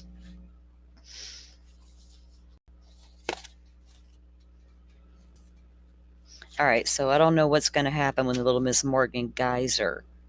That now she's been recaptured. If they'll send her back to the mental hospital where she was originally sentenced to. Remember, she wasn't at prison. She was in the mental facility to serve out her to life sentence, only to be released to the halfway house. Certainly they didn't put her ass back into the halfway house. If they did, I may have to go halfway crazy. I need to go cook myself some food. Yeah, we do. Well, and I firmly believe in the Constitution and defendants' rights. My God, I do. But we also have to balance that with the victims' rights. And man, with all that talk about defendants' rights, it became okay to trash victims' rights. It's okay for it to overshadow it when it needs to. When, like a defendant in the Rick Allen case, for instance, whether you believe he's guilty or not, he's fighting an appeal right now. And that process has to play out. And we'll see what the courts decide. But there's just cause for that appeal. And I don't say that too often about too many cases. They're filing an appeal, yeah, par for the course, right? Par for the course. But not every case. So we have to balance that. But I think, yeah, victims' rights get lost in what the perpetrator did. Even you take the Koberger case, he's going to sit there straight-faced, looking all put together, talks normal tone of voice, he's clean, he looks bathed, his clothes are clean, unlike Rick Allen every time we ever saw him, just whatever. But Koberger didn't appear to be intoxicated or on drugs or under the influence of anything when the judge asked him if he did it. Yes, I did. But he didn't have to explain anything beyond that, right? And now we see him fighting that restitution, his right to come out and fight the restitution, right? It's ridiculous. His basic rights were preserved. His attorney made sure at every turn, every single thing was preserved. He gave up the right to appeal in the sense of I can't, appeal. Certain things could be appealed, but there's not going to be that. So he did all that, such a huge difference between Delphi and Idaho 4. Damn it, man. I mean, I guess people don't agree with me and think, well, why can't you see it in one case if you can't see it in the other? That's crazy. I think it's crazy to say they're the same and that I should treat them the same and look at them the same and draw the same conclusion that Koberger was railroaded just like RA. I don't feel that way and I can't help it. Mm. See, I'll show you guys something.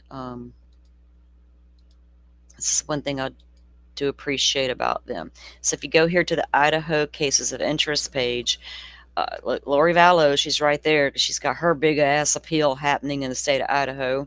I peek from time to time. Slow movement over there.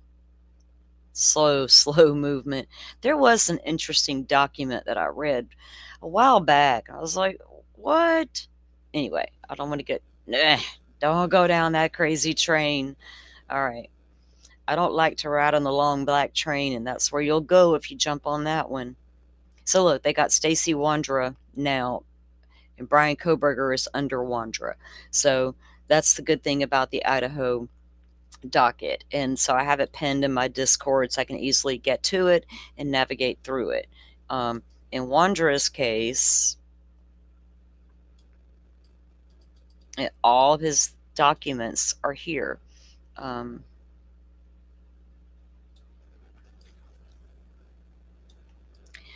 A request for discovery was put in, a notice of assignment of a public defender, the warrants, the court minutes, affidavit of Stacy. Let me see how much is on here. We may have to do a show tomorrow just to unpack what's here so we can be caught up. Because it's like the Koberger case. All the documents are right there. Some of these may be a one. Oh, okay. I remembered. Hang on. This is you don't do this kind of. Hang on. That's not going to let me pull it up, you guys. For when I got the screen up like that and I click on a particular document, once I do that, it pulls up that document for me, but not for you guys. It just shows you that list. So let me pull it up the way I need to. Because I remembered them talking about this I feel like in the hearing. So let me see what this document meant. No, not code.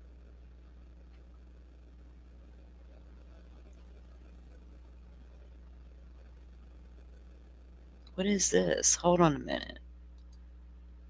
I accidentally hit. Okay. Got it. When I maximize it, it says state of Idaho versus, Stacy Wandra. Then I minimize it, and then it says Idaho versus Koberger. And that totally threw me off. I'm like, no, I'm not looking at Koberger's docket. Okay. So there's a new request for discovery. And it's just a mandatory disclosure letter wanting to know what the state has. Okay. But I wanted to get to that subpoena. Where'd it go? Here we go. There's two. We'll go with the first one. So the criminal complaint was filed. The probable cause affidavit. We've read both of those here.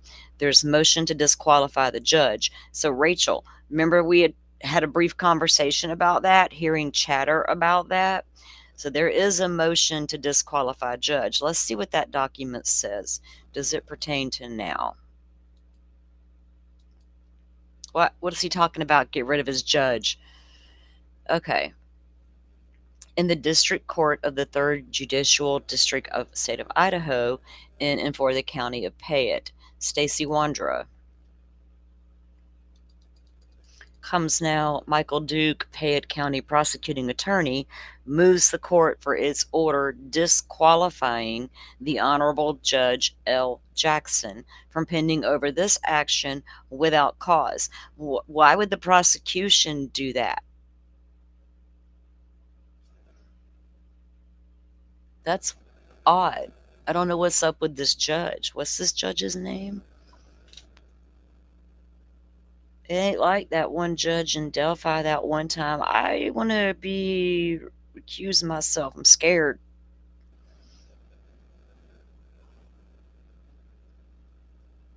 The Honorable Robert Jackson is, so the prosecuting attorney moved the court to disqualify him. I wonder why. What did he do? What you did, sir? We want to know now. Okay. Order upon motion to disqualify. Okay, what? And it just says, it is hereby ordered that the Honorable Judge Jackson is disqualified pursuant to Idaho Code Rule 25A. I'm taking a note, guys, because if we got a bad judge on our hands, we need to understand why. It's okay for him to go preside over somebody else's case? What are we doing here? now I got judge questions. All right, so this subpoena, what was it about? All right, let me pull it up so I can share it with you guys. Subpoena ducis tecum. Okay. Not your ordinary subpoena. That's why I'm interested. Back in June, was it in June? I didn't even look at the date. But still, I wonder if he presided over like the old cat. I don't know. I have to look into it, Rach. We got some digging to do. Okay. State of Idaho is the plaintiff versus Stacy Wandra, subpoena ducis tecum. The state of Idaho sends greetings to Federal Bureau of Prisons. Anything federal's got to have this type of subpoena. When Ann Taylor come in hot talking about, I need the FBI's this, and that, the judge says, are you ready to produce those subpoenas ducis tecum, ma'am? And she says, yes, sir, I'll have them by this afternoon. I was like, I'm here for it, Ann Taylor. Go get them, girl. And she did. She got what the FBI allowed her to get, and then they're like, stop it, ma'am, brakes. You better stop that shit. We gave you enough to appease you. Now walk away calmly. All right. State of Idaho sends greetings to the Federal Bureau of Prisons, Phoenix Consolidated Legal Center. This is probably pertaining to wasn't there a prisoner inmate that claimed Wandra said things? Information regarding any recorded communications that were received or sent by inmate described as Stacy Wandra during his incarceration at the Phoenix facility. So they're wanting all the phone calls and shit, recorded calls and anything like that, communications. Please include a copy of phone calls, video chats, text messages, or other form of communication that is preserved by the facility or its employees or the contractors, excluding communication with counsel of record.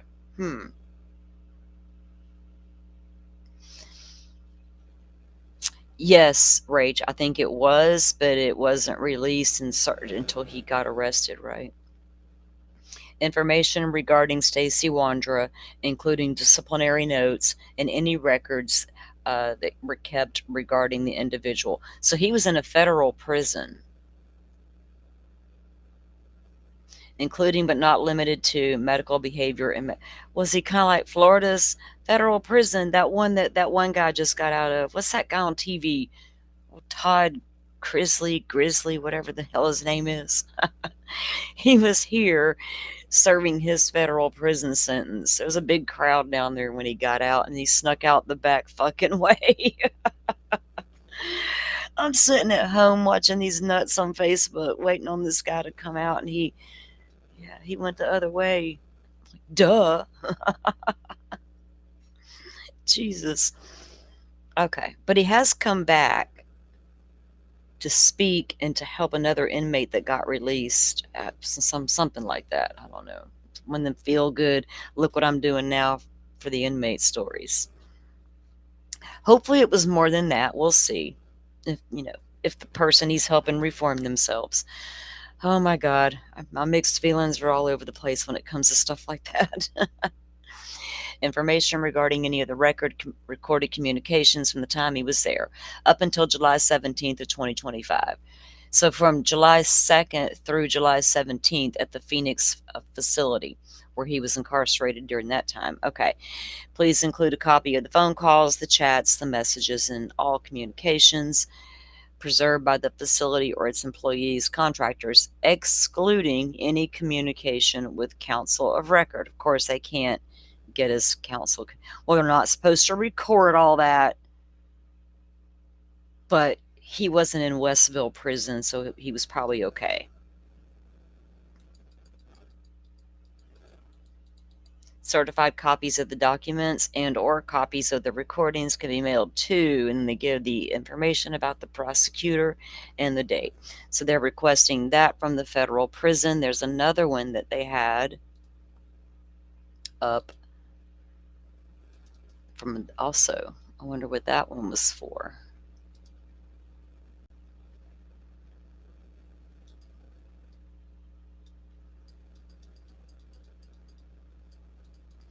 Y'all know I love to go through the court documents. I started trying to find out the goods. Give me something. Don't you be sealing up this case.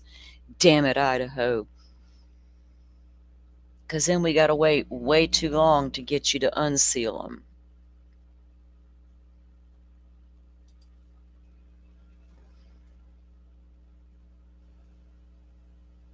Okay, the other one, guys, is the same exact thing for different time frame. Let's see.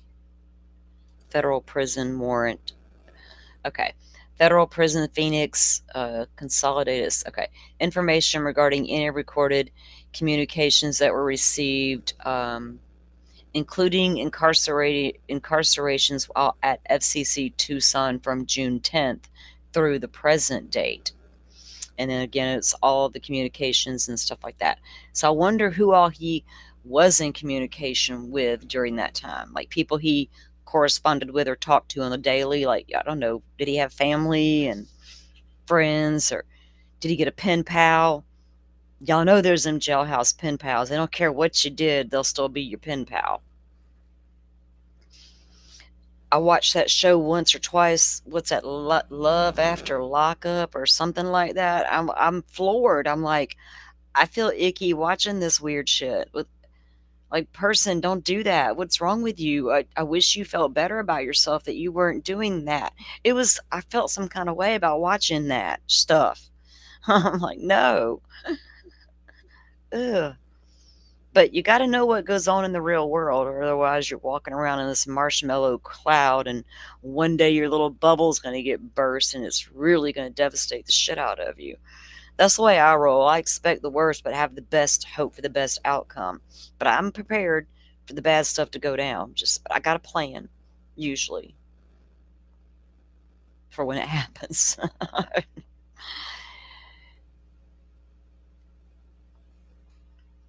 So they're going to be bringing down all those. He was close to his adopted mom, Rachel says. So I don't know the family dynamics there or anything about that part of it. But of course, we will keep an eye on these documents. I might come back tonight and we'll just run through what's there, just so we can say we did and be caught up on it. We've been here for a few hours, and I'm kind of getting hungry. So I'm going to go find some food and see what my sister's doing. I don't even know if she's here. Like, I could go find her. Hey, are we still cooking a turkey in a couple of days? Remind me, because I'm going to forget. All right, guys. Y'all, thanks for coming in and getting these updates with me and hanging out with me for as long as you did. I appreciate it. I love seeing you guys' comments. It makes me feel like I'm talking to somebody, because talking to myself is not fun all the time. It gets boring after a while. Like, you're an idiot. Shut up and stop asking yourself questions. Talk to your friends. Yeah, I'd be curious to see who he's communicated with and what those communications have said, Rachel. Can we get the transcripts like we do over there in Stefan Stern's case? We got the transcripts of the emails, and then we were getting the actual jail calls. Will Idaho release that kind of stuff pre-trial? I don't know, because I'm not followed. Well, Lori Vallow's case I did, but And we did get a lot. I feel like we got a lot more pretrial in Lori's cases than we did in Kohberger's, obviously, because of the big seal. The big seal stamp, it's fucking so sealed and tight, we may never get that bitch to lift. Although we're trying like hell. The courts say they're trying. I'm trying to hold out faith before I start going at the judge and the court system for taking their ever loving time. They are running out of time, though, to produce the goods on Brian Kohberger. Like, seriously. People seem to like it when YouTubers make noise. I'm about to make a whole bunch of fucking noise. And it ain't the kind of noise people want to hear because they don't care. Pro-burgers don't want to hear it. You know what I mean? I don't know if people who fight the good fight are really here to fight the good fight. I don't know. It's confusing, but I just got to do me. And I'm getting a little aggravated with, we got to keep that guy a big secret. Because then you make the whole damn case look like a big fucking secret. And then I got to play into a little bit of what the pro-burgers are saying. You see my problem? Kind of like that judge in Delphi trying to make me feel like a conspiracy theorist and stuff. Like I can't see what's happening with my own eyes. I don't know. Y'all, thanks for coming in. Hawkeyes, thank you for being here. Rachel, you were able to join us. You weren't here when we first started. I figured you were a little busy. Thank you for coming in. And always your look, because you got some knowledge on the case there with Wanderer that I don't have. You have followed that one. And thank you, Butterfly and Forrest, for always being here as well. My mods are a great team of people. They're just good humans. And we chat about true crime, right? It's so good.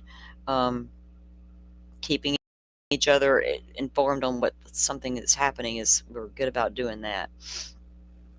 Low Light Recovery, if you're still here, thank you for coming in, my friend. It's good to see you around. I'm glad to see you. But Sarah, our girl Sarah, one of my document queens.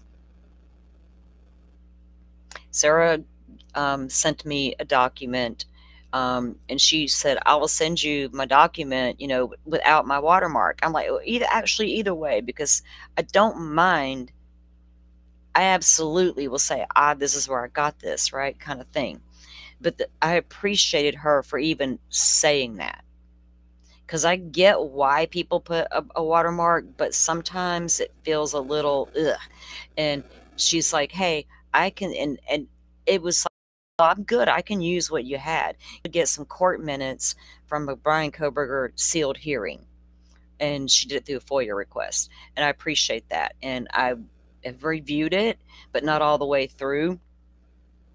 But people like Sarah shares those documents, right? She will post all the documents that she has to Twitter. And there wasn't a lot of accounts doing that. And I didn't know she was doing that on X. I wasn't on X a lot.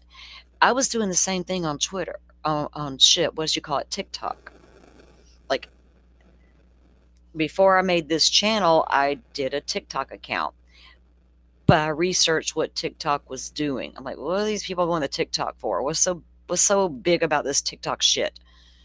I had my own mind made up about what TikTok was. So I go and I check out this true crime stuff. I'm like, whoa, this is crazy. And on YouTube, I just kept hearing, these documents don't make sense. I'm like, but it's just a big word. You can get a dictionary and look it up, and it might make sense at that point. Once you figure out what that word meant, the document might make sense. So then I thought to myself, I wonder if people just read them for themselves. Could they figure it out? So I went and made a TikTok account to put out documents in the Idaho 4 case that I got from that beautiful little free website they set up for me. Not just for me, turns out it was for everybody interested. I've had that link since the day it was posted.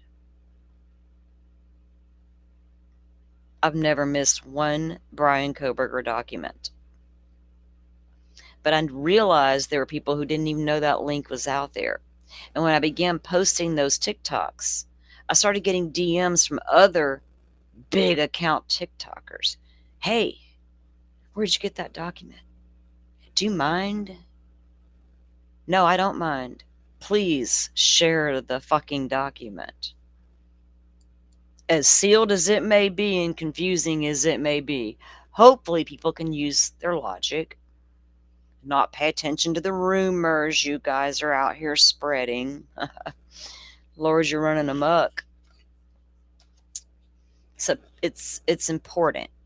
People come at me like, well, this Delphi stuff you talk about, this defense theory you talk about. No, actually, prosecution's theory early on in the case that I read about in court documents. Not some shit I saw on the internet.